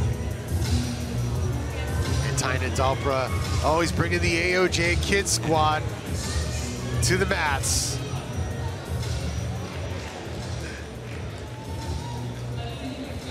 Yeah, I'm right here. Oh my gosh. Tainan Dalpra, congratulations. We got another big no-gi win here for you. Can you tell me if there's anything that surprised you in this match tonight, anything that you weren't expecting? I mean, tell us about the match. What did you think? It was a good match. Hats off to Taza for taking this match. Nothing really surprised me. I knew coming into this match that he's very good defending submissions and very good defending dominant positions. But maybe if I had some more time, continue to tire him out, I'll be able to get there. But he did a good job today, and I have enough footage and tools that I need to work on now, go back with my team and continue to correct. All right, now we got to turn our attention to the obvious different than usual here. We have a lot of your kids here on the mat. Tell us about what it means to you to be winning here in your hometown with all of your students and teammates here on the mats with you. Well, it means the world to me because the way how the sport has grown, it's very exciting. But at the same time, I want to maintain my image as a true martial artist and continue to set the example for the next generation. So that's what I look to every time I step on the mats. It's what I dream of doing it since I was their age. And thanks to God and to my efforts, now I'm here living my dream. Now, yesterday we were talking about the difference between your gi career and your no-gi career, right? Your gi career, you slowly but surely started dominating and having complete control over your matches until you were really unstoppable. And we were saying in no-gi, rather than taking it slow, you were looking to get as many wins, as many matches as possible. What do you see for yourself in the coming months and in this year, ADCC around the corner, a lot of fun events coming? Yeah, Ricardo has told me that he wants to do at least 4 Who's Number Ones this year. This is the first one. I hope to fight every single one of them and just to continue to push my level even higher and continue to set the bar higher every time I step over here. Anything else you want to add in Portuguese? Yeah, first, I would like to thank my team that came out today, everybody from AOJ. Yes. And make sure that you guys save these faces that are on the mat here because you guys will see and hear a lot from them in the future. And yeah, I'm gonna stay in Portuguese. Pessoal do Brasil, muito obrigado pela torcida. Não consegui finalizar dessa vez, mas eu tenho bastante coisa que eu preciso continuar trabalhando na minha carreira. Essa é só a minha segunda luta sem kimono. E agora eu tenho bastante ferramentas aí vindo dessa luta que eu posso continuar trabalhando. E estou muito feliz de estar lutando aqui em Costa Mesa, na frente dos meus alunos, essa molecada toda. E vocês podem ter certeza que vocês vão ver muitos desses que estão aqui pisando no tatame agora, sendo campeões mundiais e dominando o esporte aí no futuro, tá? Muito obrigado. Let's hear one more time for Tainan Dalpra, our champion, and of course our team here on the mats.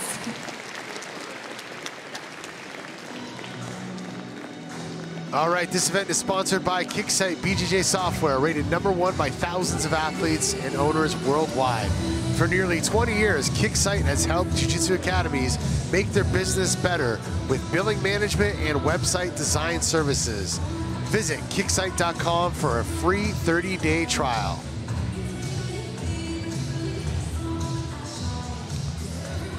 Don't go anywhere, guys. We're going to have our first of 2 title matches coming up after the break. Dante Leon, the 155-pound lightweight champion of Who's Number One, is going to defend the title against the 145-pound featherweight champion of Who's Number One, Diego Pato Oliveira. It's Dante and Pato coming up next, guys. Don't go anywhere. We'll be right back.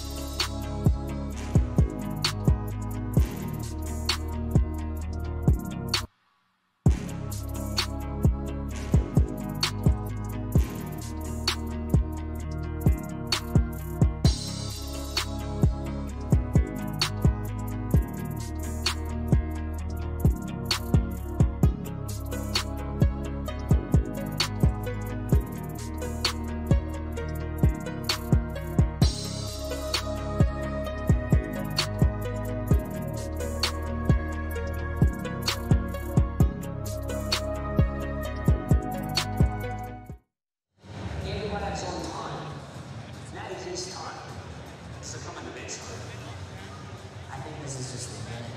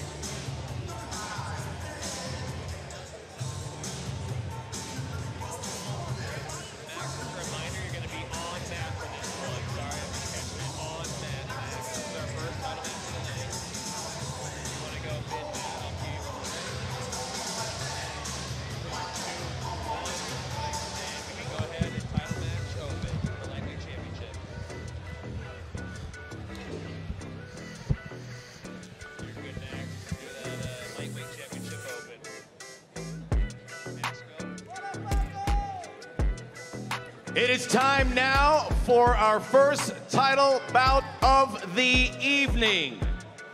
This will be for the lightweight Who's Number One strap.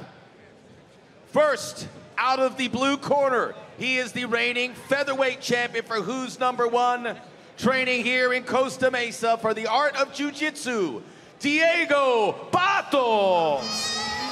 Diego Pato Oliveira, the reigning 145-pound champion of Who's Number One. He looked very, very good on his last outing. It's unfortunate that Baby Shark got hurt, but man, oh man. So solid. Solid on the legs, just solid everywhere. Really entertaining.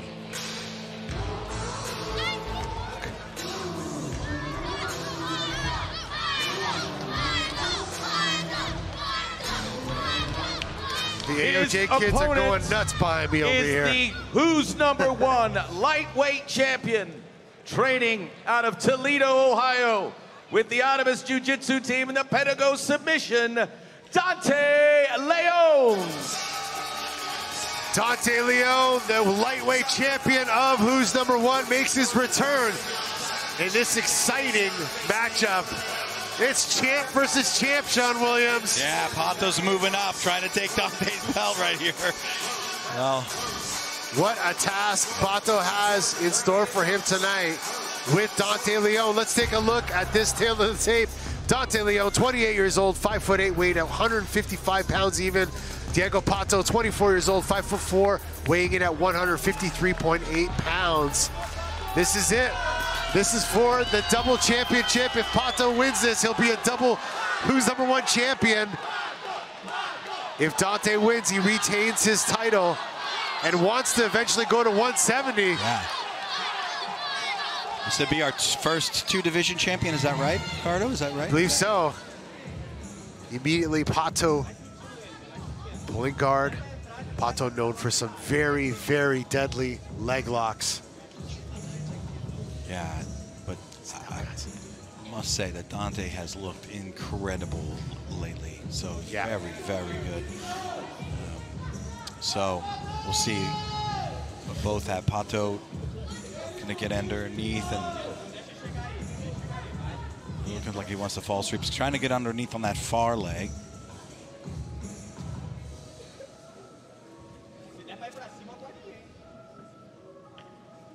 Dante Leon. Just an amazing job here in Who's Number One. Big win over Ethan Krelestein. Juan Alvarenga has had wins over Cody Steele. Representing Pedigo submission. Yeah, Pato trying to invert again to get that knee on the floor. He's trying to pull the foot, use that left leg over the top to get Dante's knee turned to the mat. Expose the back and expose inversions. You know, when you say the word submission hunter, or use the phrase submission hunter, Diego Pato is the epitome of that expression. He's a guy that truly goes after it. Yeah, and he finds them very quickly. Like off of his inversions, he'll find legs and he'll have them straight very, very quickly. He'll be on an attack as like basically as his inversion ends, and it's very fast. Recently had that big win over Diogo Hayes, Baby Shark. Yeah. And who's number 120?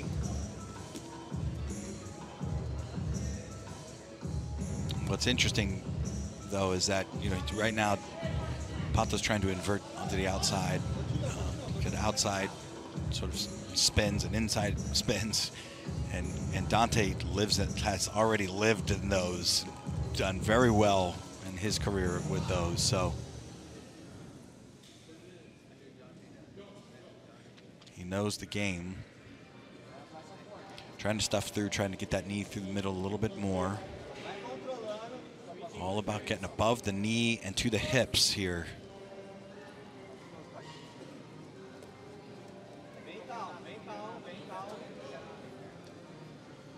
He's going to try to go on a straight foot lock or that toe hold, that modified toe hold. Now that thing can hurt, but there Pato's in on the leg.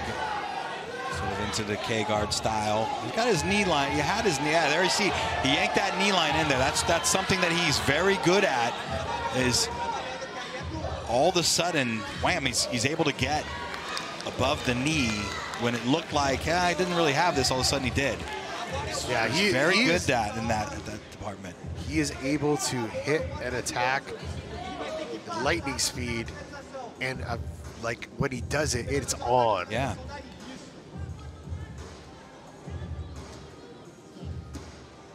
It's funny, you know, Diego Pato, you know, very quiet guy, but after his last Who's Number One match, he actually called for this match. He said, I want to go up, I want to fight for the 155 belt, I want to be the champ of Who's Number One. And it's a match that we were discussing. We originally had another opponent for Dante Leon. That opponent had to withdraw from the competition. We called up Pato, and immediately he accepted. And it's great to see. Not a lot of, especially champions, want to step up in weight divisions to take on other champions, but Pato did it. And Dante, you know, he said, you know what, it'll be a good scrap. Let's do it. Yeah. Now watch Pato try to get Dante's knee to the floor using this sort of like scooped De La Hiva. But Pato almost had he created a little bit earlier almost an access to Dante's back. That was interesting. Didn't really work out to anything, but they're getting around now. This is a heavy pace for Dante to be playing with. If he's going to do this for 15 minutes, it's a lot of movement, a lot of countering, a lot of pressure. Yeah, right now he hasn't really found a way through this position yet. Not been able to really get down and get above the knees. Hasn't really tried to go around yet. Pato trying to get out, hold that back heel. I would say that he would probably want, he's gonna, at some point, if he can create that angle, circle that right leg. If he can get that ankle, circle that right leg behind. Go back, butterfly hook. So we're just over 5 minutes in this match. So far, Pato, I think, has been the only one. Judges' favor, submission attempt. blue. Yeah, he's getting the judges' favor so far.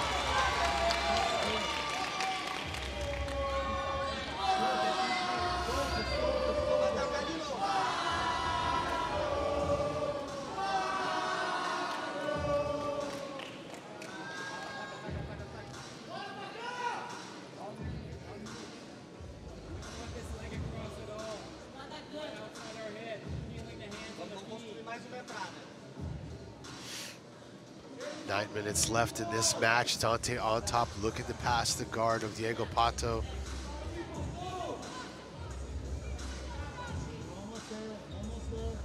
Dante's had just an incredible year, competing many different events. IEGA, IBJJF.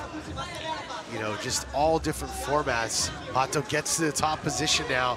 This should be interesting. Yeah, that was a nice little leg entry to come up. And he finds himself now knee shield for Auon. And I think he's got a right hand in between the leg there trying to scoop, but that crossface from Pato will slow that down. Dante with right on a straight foot lock. He got on that quick. Got on that very quick. Saw a little grimace in the face of Dante Leon. Diego Pato had a nice little bite. Did. He went on that again. It's the speed of what he can get your leg extended. It's quite remarkable when he like his submission goes from sort of like an inversion or a leg entry to all of a sudden that thing's on, and it does that very well. Guy Mendes is saying it's going to be the year of the duck. Duck means Pato in Portuguese. But Dante Leon, man, is just a gamer, so strong. He says this could be one of his last matches here at 155. And, you know, he said he wanted to go up to 170. And Pato said to me, man, you know, Dante's got to worry about his own division instead of going up. He's got a double hook there. Now see if he can open up the right leg. He's going to try to drag over to the other side or even sit in a leg lock of his own, Dante, if he swings that right leg over around that hip. Dante trying to control the wrist of Pato, just trying to shut down these attacks, but Pato just countering here.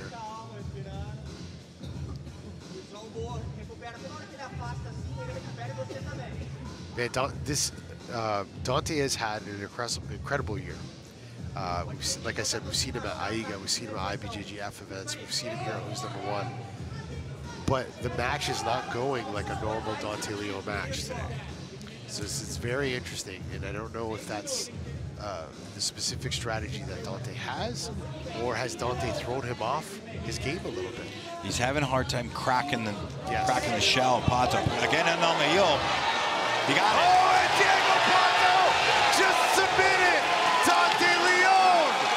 Are you kidding me? Diego Pato is your winner. Wow. Whoa. I mean, again, we talk about, he got in on the heel and it was on faster than Leon could begin his counter. And just I think that might have been his left leg, I'm not sure. He left the leg behind, left it by the hip. And then Pato was in on that, sucked it up. You can see, look at that replay here. Watch Leon's left leg. He left that leg behind, goes in on that heel. Outside leg position, heel hook already on. Dante Leon has looked unstoppable. Yeah, here. oh yeah. Diego Pato just submitted him. Grabs his 145-pound strap, brings it to the mat. He wants to show off the bling in the both belts. Wow, I can't believe that happened, Sean Williams.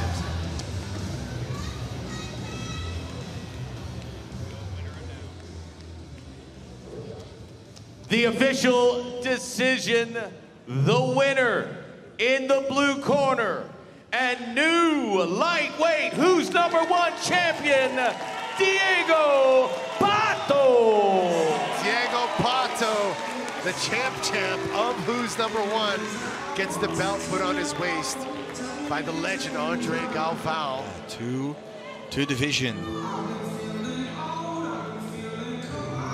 And you know, these matches, these two guys are so closely contested. You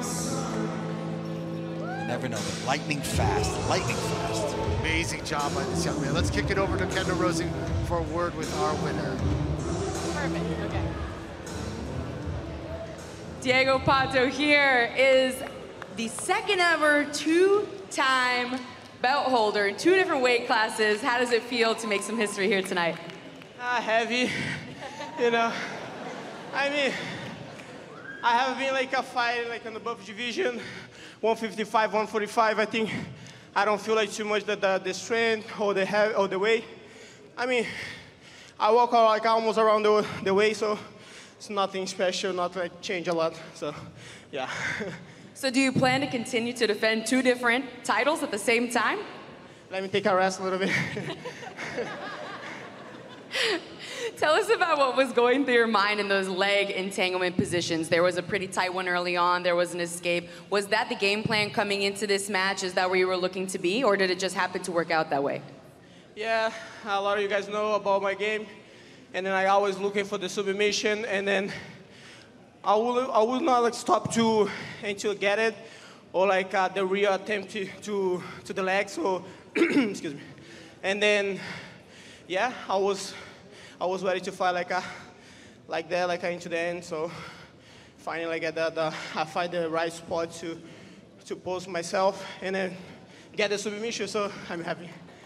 Now you have a very loud presence here in the crowd tonight. Can you talk a little bit about what it felt like to have that support here? We got a lot of people here cheering you on. You heard that in the match.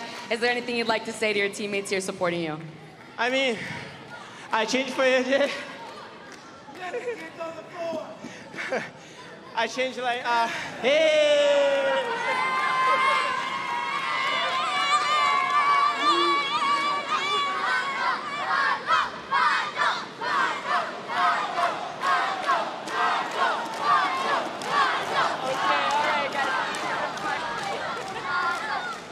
So I did the move to AJ a couple months ago, like almost 1 year, and a little bit like more than 1 year. And then the way the guys like hugged me, like opened the door for me was like so special. Especially everybody, like no one like laughed, but like everybody like support me well, and like this make a lot of difference. Like you guys see here, a lot of people like cheering for you. It's like a special moment. And then of course you guys gonna see like a lot of them like during the tournament. So hey, yo, Jay. Is there anything you'd like to add in Portuguese for the fans at home? Valeu, galera do Brasil aí. Sei que vocês estão sempre dando suporte para nós aí, e isso é muito especial para a gente que está aqui fora. Infelizmente eu não consigo estar no Brasil, mas eu estou sempre procurando minha melhora, então infelizmente eu queria estar muito lutando no Brasil. Se um dia o Rusnamon pudesse, sei lá, algum dia seria algo incrível, sempre com a torcida do Brasil. E é isso. Muito obrigado a todo mundo. Valeu, osso, the double champion. Uhul! Let's hear it one more time for our double champion, Diego Pato. Congratulations. Event is sponsored by King's Kimonos. King's is a world leader in jiu-jitsu gear and apparel. Premium crafted products worn by the sport's biggest names. King's Kimonos reign supreme. All right, coming up next, guys, don't go anywhere. It's Mica Galvão against Kenta Iwamoto here at Who's Number One. Man from Manaus makes his return. The champion is back. We'll be right back, guys. Galvão versus Iwamoto. Don't go anywhere.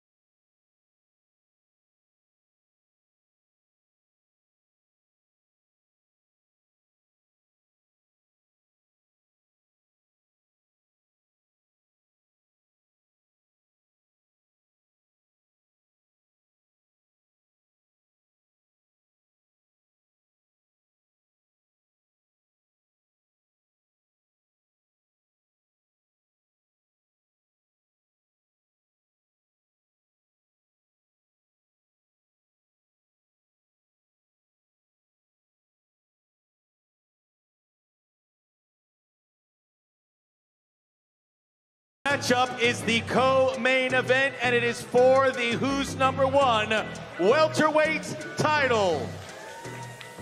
First, out of the blue corner, training out of Austin, Texas, with the B team, Kenta Iwamoto.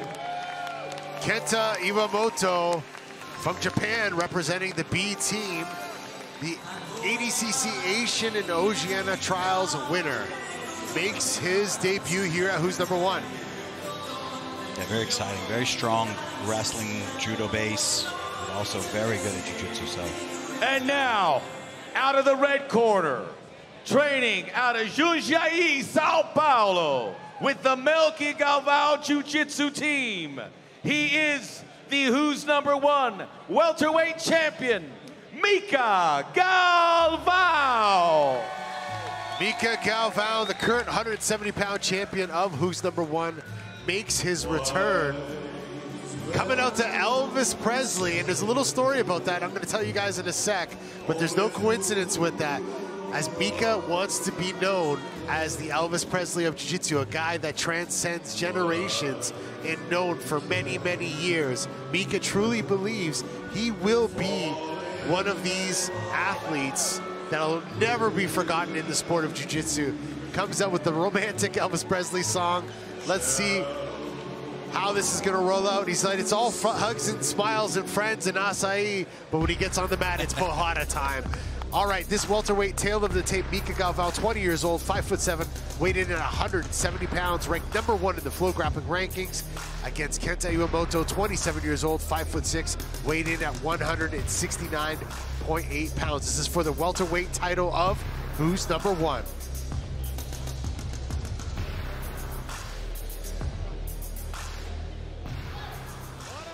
When we put these matches together, Sean Williams, this one I really, really enjoyed. Originally, it was supposed to be Nicky Ryan against Mica Galvão. As we all know, Nicky Ryan got injured, and his teammate Kenta Iwamoto stepped up to the plate. I love this match. Kenta is not afraid to do takedowns. He's not afraid to do judo. Mica has been doing judo, wrestling, Kenta as well. Both very submission hungry, grapplers. They go for the submission. They like to wrestle. They like to do it all. Yeah, oh yeah, this is going to be exciting. But the thing is that X factor that Mica has, where he'll just jump on a submission, like right now is the flying arm lock, and guillotines. If you shoot in, he proved last time how strong the guillotine is. We all know that, but boy, he proved there's a flying arm lock right there potentially coming. That's the thing, right? It's not just wrestling. It's wrestling with submissions, and that's the next generation, as he's shown. That's what people are going to master, is understanding the difference between wrestling and judo, and understanding the difference. Like it doesn't matter how you get it to the ground if you get to the top or you end in a submission. So he does that very well, just like that. Kenta Iwamoto with the takedown. Mica Galvão right away gets to the arm. Mica's got that arm extended. We can't tell the angle here if he's got it fully extended. And Kenta gets the escape. Slip, but you see what I'm saying? Yeah, exactly. There was the takedown, and then look at this. They're back to neutral because he had to defend an arm lock so hard. That is what is the next generation of grapplers is, well, that would look good, and then all of a sudden, wham, I have to defend an arm. It's very, very good at that. Mica, I think, is the best at that at the moment. And when Mica does that arm bar, it's almost like the armpit flying arm bar. Yeah, you know, the hands, he doesn't really grab the whole arm. Yeah. He just traps that hand underneath his armpit, and he jumps. Yep. And look at that, Kenta with a nice single leg attempt, and Mica with the triangle right away. Mica's got the legs over the shoulder. He's looking to finish this, Sean Williams. This is a tight triangle. I don't see really good defensive. Well, let's see if Kenta's thinking about bringing his legs over. Now he's now he's on the arm. He's got a good arm lock. Almost had a good arm lock defense. Started good. Now it's not looking so good. He's got to get around the body. There he got out.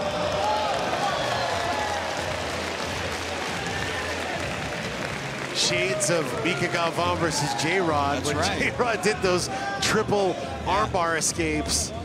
But you see, the thing is this is Mica's game. Yeah. So it's no different for him. But when you're getting this done to you, you're like, man, no live, it's chipping away. You're not used to that kind of onslaught of, oh, I thought I was doing all right, and then all of a sudden I'm in a super tight triangle again. So, but this is something I believe he could just do all day long. It's just part of what he does. But when you're on the receiving end of that, it makes you tired, stressful. Mica Galvão, originally from Manaus, Brazil, now relocated to Sao Paulo. Has a lot of Who's Number One matches. Again, there it is, takedown right into submission attempt. Man, I gotta say, I am very impressed by Kenta Iwamoto, but he is stuck in this guillotine. Mica's got his neck and he's got pressure. Yeah, that looks tight. Good. That looks tight. He let it go. And but it looks like he might be stepping over the triangle here. But that's doing a good job of recovering. And this is a take. That's what I'm saying. That's a takedown for Mica. Not here, right? But that he ended on the top. Yeah. Iwamoto was the one who actually shot the takedown, but like through that guillotine, who's in control here? And so that's a whole nother mindset and a whole nother concept that he just does. And because, man, Kenta looks amazing. Everything he's doing is technically really, really good. You can't take that away from him. Absolutely, but Mica is. But when it's met with what we can do, yes, jiu-jitsu, submissions, way different. It's much different. On the way to the venue with Andre Galvão, we were chatting a little bit about Mica Galvão, and he said, you know, Ricardo, Mica is just something very special. It's something we see every once in a while in this sport. And he just does things that no one else does. His movements are like no one else. His ability to fight and win from every single position. But he has a fight in Kenta today. Kenta is taking it to him. He's not afraid. And Kenta said if he wins this belt, he wins over Mica, it could change his life. It would be the biggest victory in his career. Oh yeah, Kenta is looking good.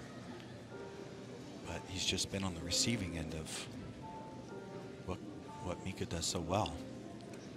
Kenta Iwamoto loves the foot trips, loves the setup of the single legs. As you mentioned, he has been to the big show at ADCC. He's won the trials, which is a huge feather in his cap. And he's training with one of the best teams in the business right now, B Team, when he comes to Austin, Texas.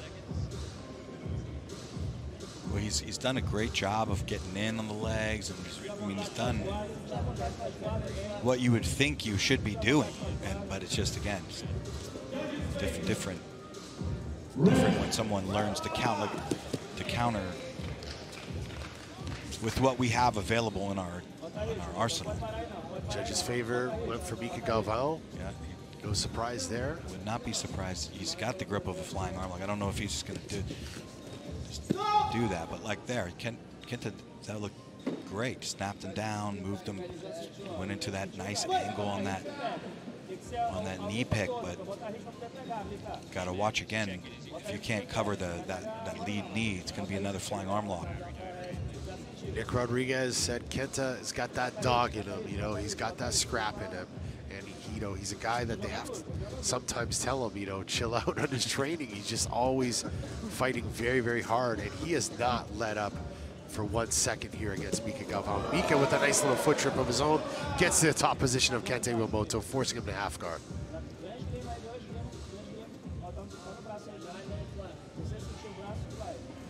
Nice little pummel there to free his leg from the half guard. Can continue to stack Iwamoto. See if he stacks him all the way up. It's a little bit low now. His chest a little bit low. There he's gotten better position. Iwamoto was able to save his legs there.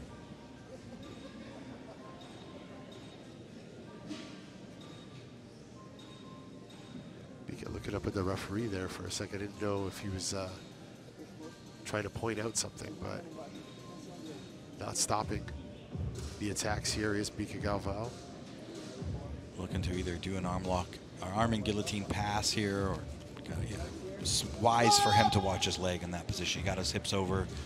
Immediately. Yeah, that was very wise. He's way ahead in his thoughts there. His leg was exposed and his weight was a little off balance. And so, you know, when Nicky Ryan unfortunately had to withdraw from this match and we announced Kenta, you know, Kenta not as well known as Nicky Ryan, so some people were, you know, questioning the level of this match. But I said it from the beginning. I really, truly believed, if you know jiu-jitsu and if you've watched Kenta fight and if you've seen Mica fight, you know the styles make matches, and it's going down exactly the way I thought. I knew it was going to be a takedown battle, tons of submissions, and that's all we keep seeing. And this is exactly the type of match we want to see here at Who's Number One. We want to see it all. We want to see the takedowns. We want to see submission sweeps. We want to see everything. We don't want to see people stalling out matches, and these two just don't do that. Yeah, no, Kenta, very talented young man. There he's finally able to get into, stay out of those attacks and finally get into the closed guard there of Mica. He's trying an arm lock here. By holding, he's trying to push the shoulder to sort of isolate that elbow a little bit. That's what he looked like he was doing with the frame there and that overhook.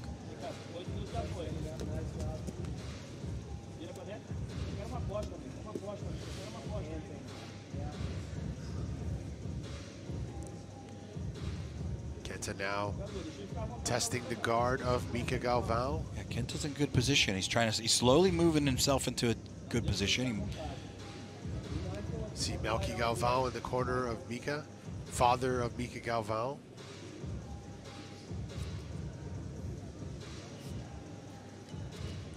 Melky Galvão Jiu-Jitsu. Big battle for this hand right here. Omoplata. Wow, look at that omoplata to triangle to double arm block attempt there by Mica Galvão. The way he's able to flow from submission to submission. And, you know, not a lot of people know about this, but Mica's flexibility is very, very good. He can actually do the full splits. Yeah. So he's got this ability to just open his legs and just continuously flow from, you know, any position.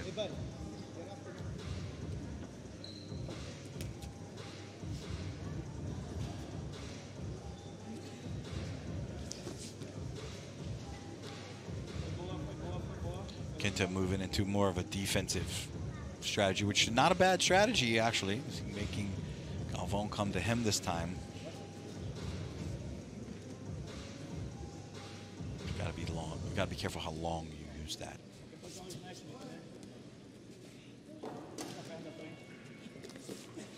Nice shot. That was a nice shot. Right on low, very low on the legs.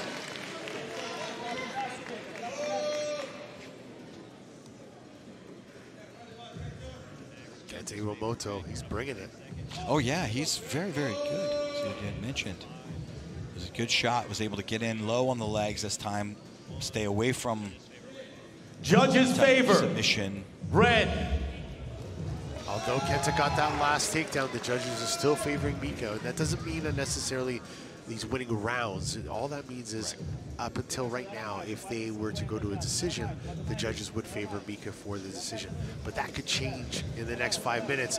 Beautiful omoplata to armbar attempt by Mica Galvão, but I think they're just too slippery. I think he needs to work to the back. Kenta's slipping out once again. Yeah, he's not able to finish that. He's got to get like a little bit of more of a grip.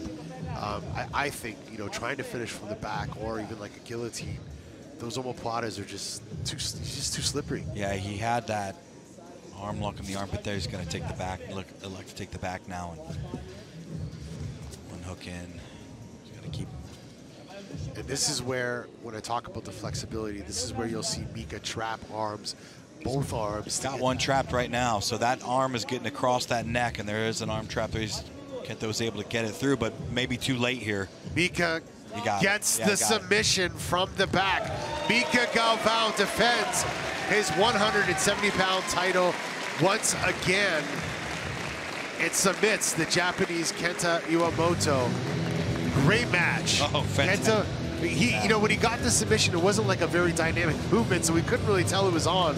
But beautiful job by this young man. Yeah, exceptional. I mean, he went. That last little thing was set up by another arm lock. Then he went into finally taking the back. Look at that. There's that first flying arm lock. Went into an omoplata. He couldn't hold the arm. Then he went and tried to transition the legs. There's the tight triangle, Cardo. It's just almost, and he was almost in the arm. Kenta, I'll tell you what, this guy was a defensive genius there to get all out of Houdini, if you will. Then the guillotine, and he's going to sweep him with the guillotine. There's the nice double, so low on the leg. It's very nice. With that ankle pick, double leg. Here's what set up that final movement. He spun on the arm. Still couldn't get the arm, get the turning, and then so now he comes up to the back of the turtle. Yeah, he slipped that arm right underneath the chin. He had that arm isolated for a long time, long enough to get the arm through. Just clinical submission there by Mica Galvão. Again, props to Kenta Iwamoto. Put on an awesome match. Okay, we're going to kick things over to our head official, Gabriel, for the official word here. The official decision via rear naked submission, and still, who's #1 welterweight champion, Mica Galvão. Mica Galvão wins the 170-pound title and gets the belt given to him by another Galvão, Andre Galvão, one of the greatest of all time. Let's kick it over to Kendall Rusing for a word with our winner, Mica Galvão.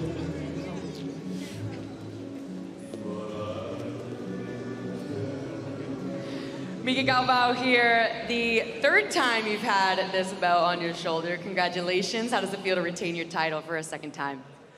It feels awesome, you know. I think that every single time I come here to Who's #1, I'm very well treated. The public receives me well. The organization always, you know, prepares the best for their athletes. And, you know, I'm just excited to be competing here once again. Of course, I knew that it would be a tough match with Kenta. And, you know, just lots of respect for him to accepting the fight in such short notice. Yeah, we originally were planning to see this match with Nicky Ryan, right? We set that up at the last Who's #1. Unfortunately, had to withdraw, but we had a great opponent step in. And speaking of the opponent that stepped in, I want to ask you what you were thinking, what was going through your mind during some of those tight submissions. You had a lightning-fast triangle, a lot of arm locks. What was going on in those moments for you? You know, so as I always say, I'm always driven by submission. That was my objective from minute 15 until the last minute. I knew that this could be a 15-minute match because, you know, Kenta won already 3 ADCC trials. He did crazy matches at ADCC. I know that the Brazilian public doesn't know much about him, but it's still, the guy was like a freak. So props to him, a lot of respect before the match, and even more now. Now, I've got to ask you, because I heard a lot of murmuring in the crowd with this walkout song. This is a pretty unique walkout song. It's not the hype we normally see, very romantic coming out. Walk us through your choice here on that. So I chose Elvis Presley because, you know, along my years, I think that my dad inspired me to do this with, you know, looking to history of, you know, big people. And Elvis is one of those big people that, like, even though he died before I was even born, he still reaches further and further generations. And I think that's what I wanted to do for myself. I wanted to, you know, inspire with this kind of story, like trying to inspire the next generations with my art. He did with music, I want to do with jiu-jitsu. And of course, another opportunity to give it a little props to my girl, because, you know, being competing at the highest level requires a lot of effort. And, you know, she's also from the US. She's going to an Olympic year, still gonna do trials in the Olympics, hopefully. And, you know, it's hard to see each other that much. So I wanted to take that time to offer her my, you know, my love. And yeah, that's it, basically. Let's hear it one more time for Mica Galvão, our champion, 3rd time in a row. Can't wait to have you back on the stage again. All right, tonight's event is sponsored by Swain Mats by Dollamore, the official mat of FloGrappling. Swain hybrid mats utilize a revolutionary low-profile tatami vinyl to create the ultimate grappling surface. Experience the hybrid difference at dollamore.com. Tonight's event is presented by Defense Soap, now the official soap and body wipe of FloGrappling. Protecting you for over 15 years, defend what you have built.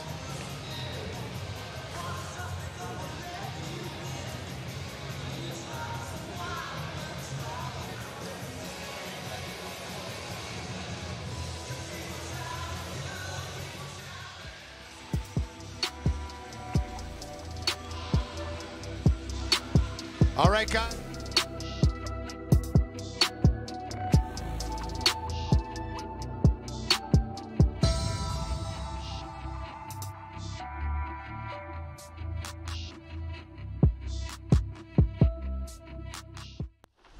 The sport of jiu-jitsu provides so many with a bigger purpose.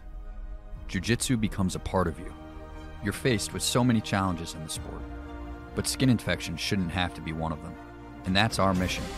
Defense Soap was created out of the need to fight back, because we care about this sport, the families, the athletes, the coaches, and we want to continue to protect people from skin infections, to keep you on the mat.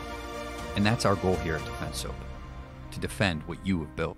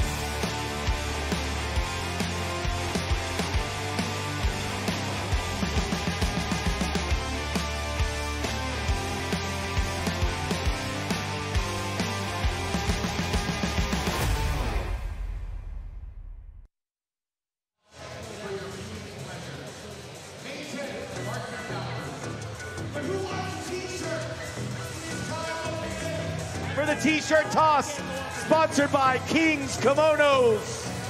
Thank you to one of our great sponsors, King's Kimonos.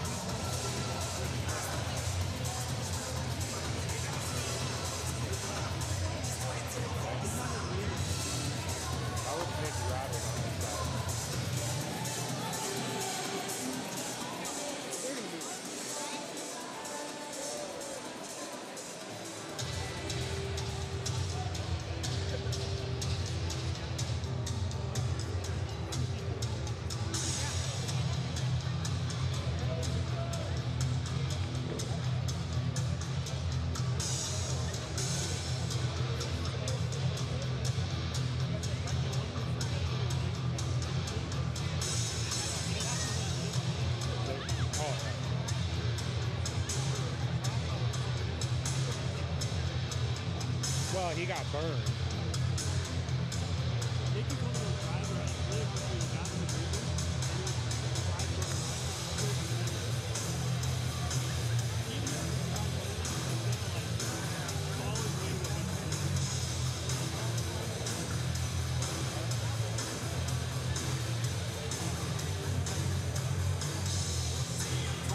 We should have asked.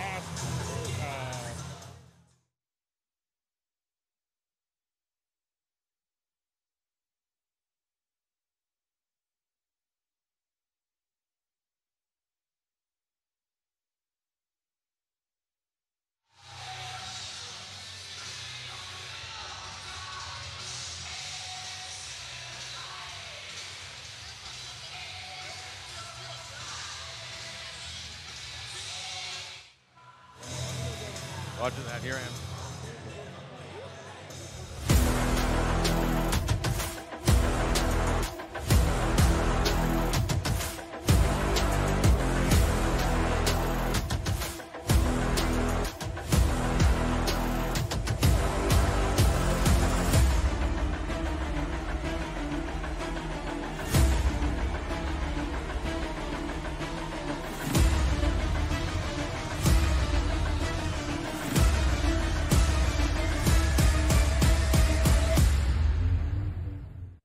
It is now time for the main event.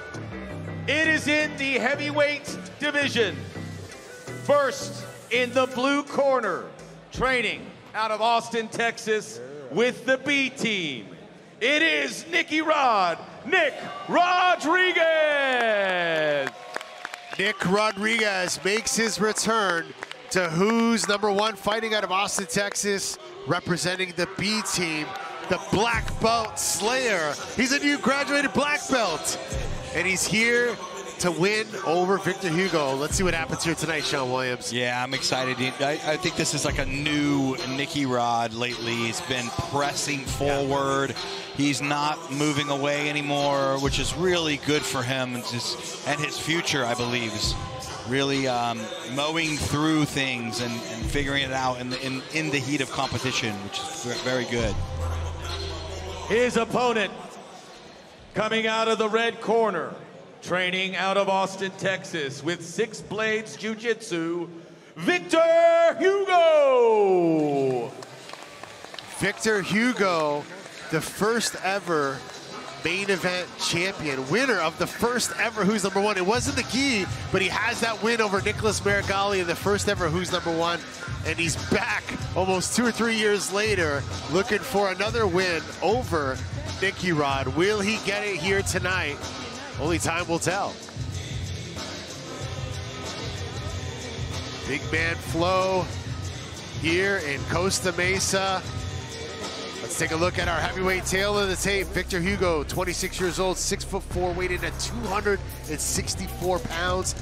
Nicky Rod, 27 years old, 6'3", weighed in at 228.8. Let's kick it over to our judge and referee, Gabriel, to get this match going. Nicky Rod, you mentioned Nicky Rod kind of showcasing a lot more different skill set. I acknowledge that. I think he's opened up so much more in the last few years, just doing a lot more jiu-jitsu. Oh, yeah. Not like when he first came on the scene, he was doing a lot of wrestling and just kind of shutting a lot of people down. But you see Nicky Rod attacking legs. You see him with the body lock. You see him just going for everything. It's Nicky Rod 2.0. Yeah, that's right. And he ran away, went right back in and engaged. And that's something that wouldn't have happened in the past. It would have been more, just happy staying away. Now he's getting himself out of danger, but then he's immediately re-engaging and putting pressure. Again, it's very good. So there's a huge fight for this this wrist on this side. Victor Hugo on his left side, because that's what will bring his leg back to the guard, is that if he can dominate that arm right there, he can bring his left foot back to the hip, and then that will keep space. That sets up good things like this when you can have that foot on the hip there. Nicky Rod nearly gets around. And you saw for a split second Victor Hugo shot an omoplata attempt there. Yeah, yeah. So I think that's going to be the key to victory for Victor Hugo, is utilizing that close guard attack system that he has. So Nicky Rod knows that, trying to force half guard passes, trying to get to the body lock. He's trying not to let Victor Hugo use those long legs to attack him.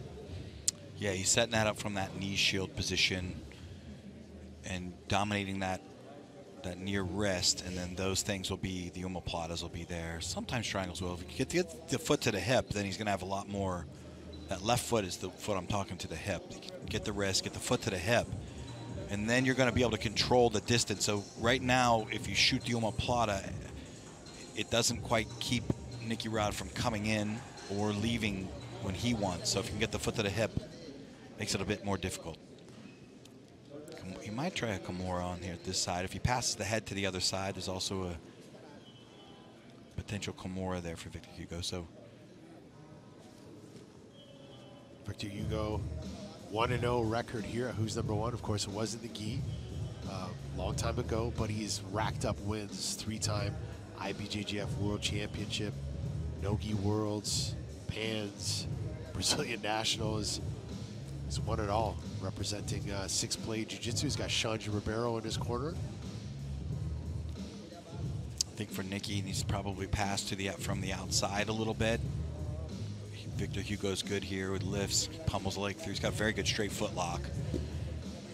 And this is the one thing I noticed. I always stood out for me is that elevation that he's able to do with those long legs, using those kind of De La Riva hooks to elevate his opponents and looking for entries there. Yeah, because I think path of real victory or submission, at least, Victor Hugo maybe with the straight foot lock, maybe if he can get to the back or a closed guard sort of triangle or something like this. Whereas Nicky Rod, he needs to get to the back. I think through a pass or through a back scramble where Victor Hugo turns when he's passing. And the passing from the outside can kind of create that sense if you beat the, there he goes. So passing around the outside before he tries to get to the middle. But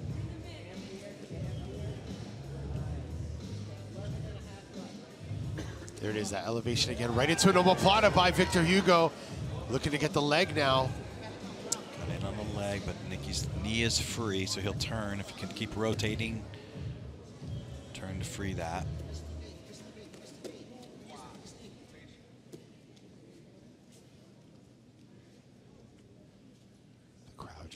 Absolutely silent. Again, battle for that wrist on that left side.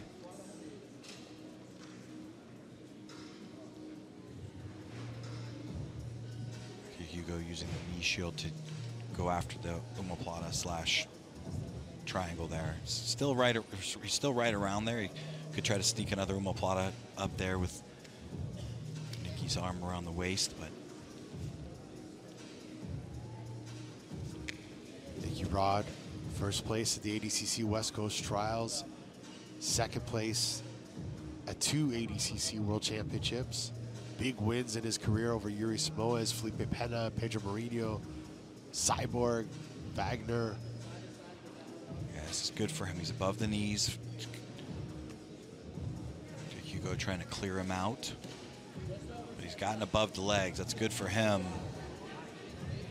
He's got to try to stay in there. Hugo clears him out and now can get that top knee shielded in there, create some distance.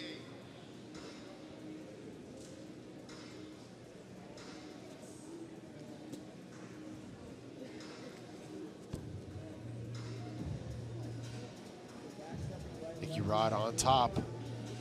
This is playing out a lot like we thought it would, you know. Nicky Rod trying to pass Victor using that long guard.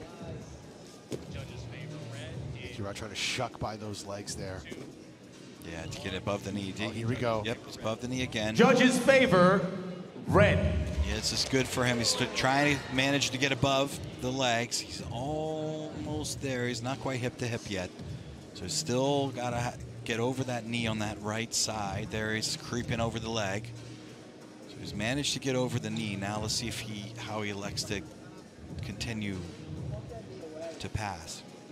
So we hear the first judge's favor red for Victor Hugo, and I think that's justifiable. Victor had a lot more attacks, you know, elevations, omoplata attempts. Although they were not real strong, he did more offensively. Nicky Rod was trying to pass a lot more, but wasn't really able to stabilize any position in the passing attempts. But now he's into that body lock position, the position that we obviously know that he loves to do, and he's very successful with this.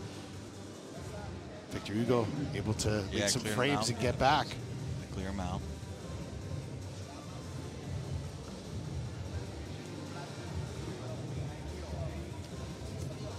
Stepping by. Nice high step there by Nicky Rod. He's not leaving his feet behind. And I think that's the strategy that Victor wants to do, is kind of tangle those legs. We talk about the leg entanglement. He wants to use it to get underneath and get on top. There's that elevation I mentioned earlier. Trying to get under the hips of Nicky Rod is Victor Hugo, constantly trying to rotate, trying to work those hips side to side, left to right. Nicky Rod floating into the close guard now of Victor Hugo. You see Shanji Ribeiro, close guard, no-gi master in the corner of Victor Hugo. Kenta Rusing told me that this would be one of his keys to victory. It is, yes. She's no-gi right. close guard. Shanji's probably one of the best in the world at it.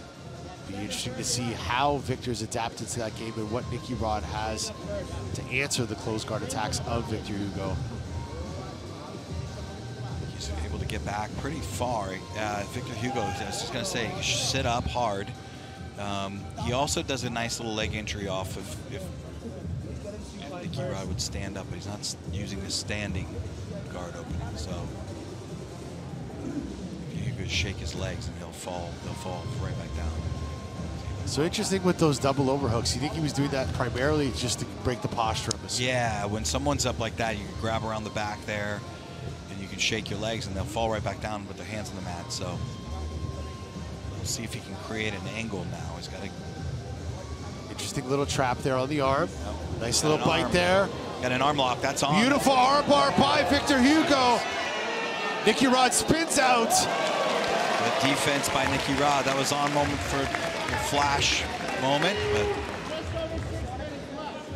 that was tight. It was very tight for a second.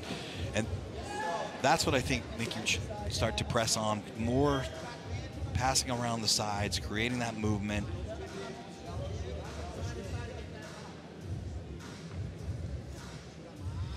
So the last time we saw Nicky Rod here, it was against Felipe Pena, and you know Nicky Rod lost his decision, but he was very upset, and his comment was, "I thought this was a submission-only match," and he went for a leg lock on Felipe. Felipe had a couple omoplata attempts, kind of questionable, but that was a strong armbar submission attempt. So there's no doubt here at this point, Victor Hugo is being a little bit more effective with the submission attempts. Now Nicky Rod with a nice front headlock. Be interesting to see what he tries to take from this position. If he can get out around front, Victor Hugo, that would be good. Untangle himself from the leg, get out around front, use these front head and arm and guillotines to take the back. Use that as a method to get to the back exposure. Back steps on the leg. See if he's going to take the back here now. If he elects to stay on the leg or get that left underhook. Nope, Victor Hugo turns.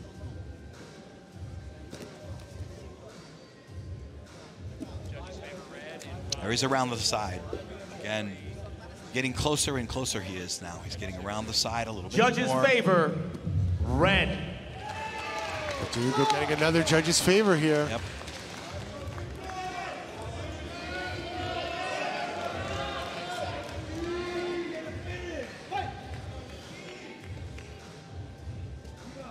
Less than 5 minutes to go. Nicky Rod on the attack, trying to pass the guard of Victor Hugo. He's got to clear that foot that's going to push. There's that elevation foot. And what I love was when he uses that elevation as his opponents fall, he's setting up those traps, setting up the triangle, setting up the omoplata where he can. He uses that downward momentum to slip that leg over the shoulder if he can. That step around the hip is working. It's not getting him past, but it's working. And it's getting him around to the side. Again, I think that's one of the keys for him, is to be able to get access to a turtle position.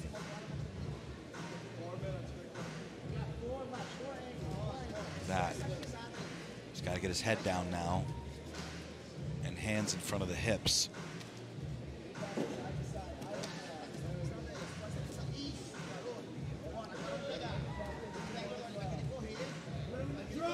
Hugo did a great job right there. Now this is dangerous here for Victor Hugo, because if he's not careful, he'll give access to the back if he's turning too much. It's good for Nicky Rod. He needs to get an underhook. Dig his underhooks. Beat those stiff arms with underhooks. Very good. Hugo stiff armed, got him away. That was close. Was very close.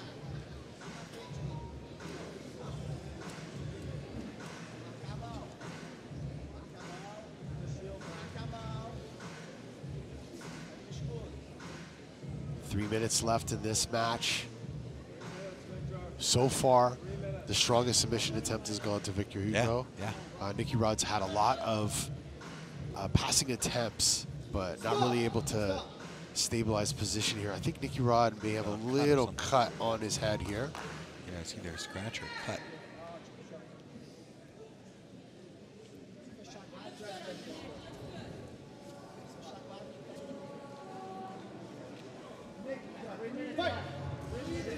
.255 left in this match. Nicky Rod's got to get aggressive here.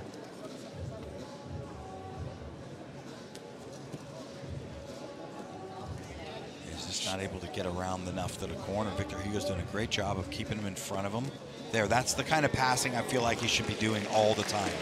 He gets it around here, he's going to get access to the back if Victor Hugo turns.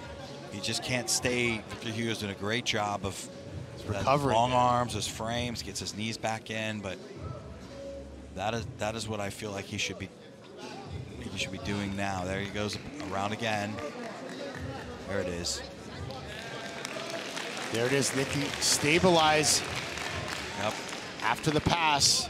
This could change everything. Good. Still got a lot of work to do, I think. Just got to get some submissions potentially on the board, maybe, but I think he's in.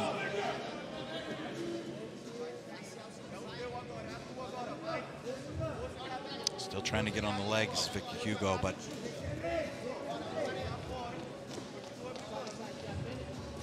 yeah, there's that movement that I'm talking about. Trying to force the turtle position.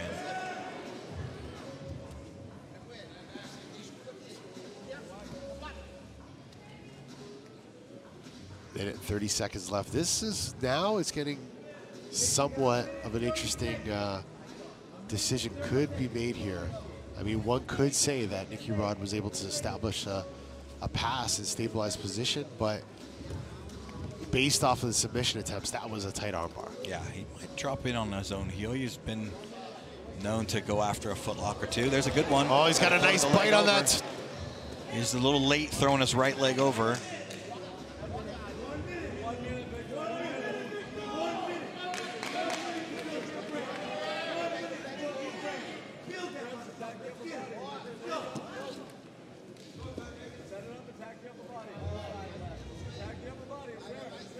Less than a minute to go. Nicky Rod trying to pass those long legs of Victor Hugo. Victor Hugo doing a great job. Gets the sweep, gets to the top position. Now trying to control Nicky Rod. Nicky Rod getting, so Victor Hugo gets to the back of Nick Rodriguez. 24 seconds left in this match. This will be tough if he mounts. He's almost mounts. Nick Rodriguez is all over him now. He's got one hook in. I can't see if he's got two. Now gets to the mount. Nicky Rod escapes and gets on top. 2 seconds left, and that is it. What a heavyweight match that was. That should be convincing enough there at the end, especially. Great match by both these heavyweight grapplers. That guard play of Victor Hugo paid off. The omoplatas, the arm locks. Hey, you know, for Nicky Rod must be hell to have on top. And Victor Hugo kept him busy, kept rotating him, kept elevating him, kept moving. He played a very, very strong strategy to not let Nicky Rod kind of start his sequences and be effective with them. He was able to get past Victor Hugo, but Victor Hugo just, using that experience, was able to recover, did a great job. And there it is again. We see that beautiful armbar attempt there. Nicky Rod escapes. Shades of J-Rod versus Mica Galvão. Was able to get to the top position, work to the back of Nicky Rod.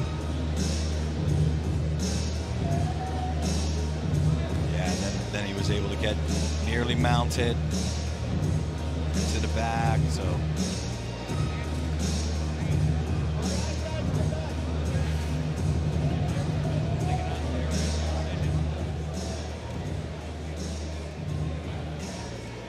All right, we're gonna go to the official judges' decision here. The judges' scores are in, and the decision in the red corner, Victor Hugo. Victor Hugo gets the win here at Who's Number One.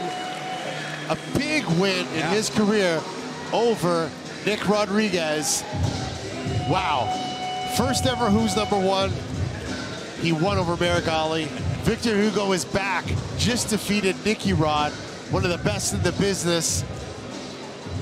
Huge, huge win for Victor Hugo. Let's kick it over to Kenta Rusing for a word with our winner. Victor Hugo here with an outstanding victory and quite a flurry at the end of the match, if I don't say so myself. Man, walk us through what was going on in that armbar transition and what was going on in your mind after when he kept coming. Well, you all know by his armbar defense, but I'm pretty confident on my own technique. I thought I had him, but he moves very fast. I think I played the match against his A game, and I was able to win, I got the armbar, got on top at the end. It was a really tough challenge, really pushed the pace. And yeah, thank you everyone for being here, all my training partners, my coaches, and just happy with the opportunity, With you having some recent big victories and Nick having a recent big victory over the ADCC Open champion, what do you think is next in the world of Victor Hugo? What are you looking for this year? Any big matches in particular after adding another name to your resume? Well, as you can see, the age is a tough nut to crack. So I'm here to face anyone that the public think it makes sense. Each victory for me is a chance to show my value and where I stand, and I believe I stand on the top of the heavyweight division, and I'm here to stay. All right, let's give Victor another round of applause. Congratulations to our champion of our main event. Thank you all so much at home for watching. Thank you guys for being here with us, and we can't wait to be back for another great Who's Number One. All right, tonight's submission of the night. One of the fastest in Who's Number One history, actually tied for fastest Who's Number One submission at 23 seconds was Adele Fornarino against Amanda Alequin. Adele came in fast and furious, got that foot, attacked the leg, and got the submission. Look at that nasty foot lock. 24 seconds. Ties with Nicky Ryan and Tony Ramos for the fastest submission. What a way to make a Who's Number One debut. Congratulations, Adele Fornarino, for the fastest sub in WNO history. Sean Williams, it's been an awesome night of Jiu-Jitsu here at Who's Number 122. We're gonna break down the top 3 matches. Let's start off with the main event. The big man flow. Victor Hugo came out on top one more time against Nicky Rod. Yeah, he certainly did. He used his just his classic jiu-jitsu. He used that knee shield with the wrist control, attacked the omoplatas, used the closed guard very, very well. And Nicky Rod just couldn't really crack that until very, very late in the match. And then again, he came on again at the end and did a really, really nice job of kind of controlling the whole tempo. There's the arm lock that we saw. Extended straight arm lock. Nicky, unbelievable escape there by Nick Rodriguez to get out. And there were flashes of, hey, it could be trouble, but Victor Hugo stayed calm even when his guard was passed, created another opportunity and took advantage and finished it really with a statement there. So Yeah, Victor used that big man flow, that timeless jiu-jitsu, like Rafael Lovato would say, just to get an amazing match. Great win over a very, very game competitor in Nick Rodriguez. Now let's go to the co-main event of the night, Mica Galvão versus Kenta Iwamoto. Wow, what a match. From start to finish, this was awesome. We saw takedowns, we saw submissions off of takedowns. We saw it all. Beautiful match by Mica Galvão. Yeah, I mean, it just classic Mica Galvão, if you can call it that already, but like just getting submissions from everywhere. Every opportunity that there was a submission or even a submission chain, he would take it. Although Iwamoto, tell you what, I mean, he looked so good, even though he was getting into these huge, very deep water. He still looked great. Had a couple of great takedowns that he executed. He was able to stay out of trouble for quite a while. And then an arm lock set up this isolation and the rear naked strangle. So just unbelievable performance by Mica Galvão to show really what the next generation should look like. Submissions mixed in with everything, and then wrestling looks different, jiu-jitsu looks different. It's really nice. Yeah, Mica Galvão wants to be the Elvis Presley of jiu-jitsu and known for time and time to come and transcending our sport, and I think he's on that path to becoming one of the greatest of all time. All right, in our other title fight, we had Dante Leon versus Diego Pato. This was awesome. It really was. I mean, Dante just really got perplexed by the guard of Pato, and I think that the statement that Pato makes is that the real testament of this match was how fast he goes from a submission entry into a very painful, fully extended submission. So he got there. Look at how fast that footlock went on. I mean, it was this transition. Dante was actually inverting when that went on. He was able to get rid of that through some grimacing there to show how strong that footlock was. And then all of a sudden here, Dante leads that left leg, far leg a little bit open, and then bam, and it's on right there. It's on right away. And that's hard to create that type of force when a submission gets set on. So the speed of what you have to defend is just almost nil. So very nice job by Pato. Diego Pato Oliveira, the champ, the year of the duck, Mendez said, celebrates with the AOJ kids here in Costa Mesa. Just an amazing performance, becoming a two weight class champion of Who's Number One. Just an awesome night of action here in Costa Mesa. Guys, for watching at home, if you're still watching the broadcast, we got news, more action, another Who's Number One coming your way very soon. We want to announce our next Who's Number One will be Who's Number One 23 on May 9th in Texas. We'll be returning to Texas. We're going to be back, May 10th in Arlington, Texas. Don't forget, live on FloGrappling. We got some big matches in the works for WNO 23. So stay tuned on FloGrappling.com for announcements of that card. And not only that, we have some upcoming events coming to FloGrappling real soon. Let's take a look at our upcoming events. We have Fight to Win 246, the ADCC European Trials. We have the FloGrappling IBJJF GP.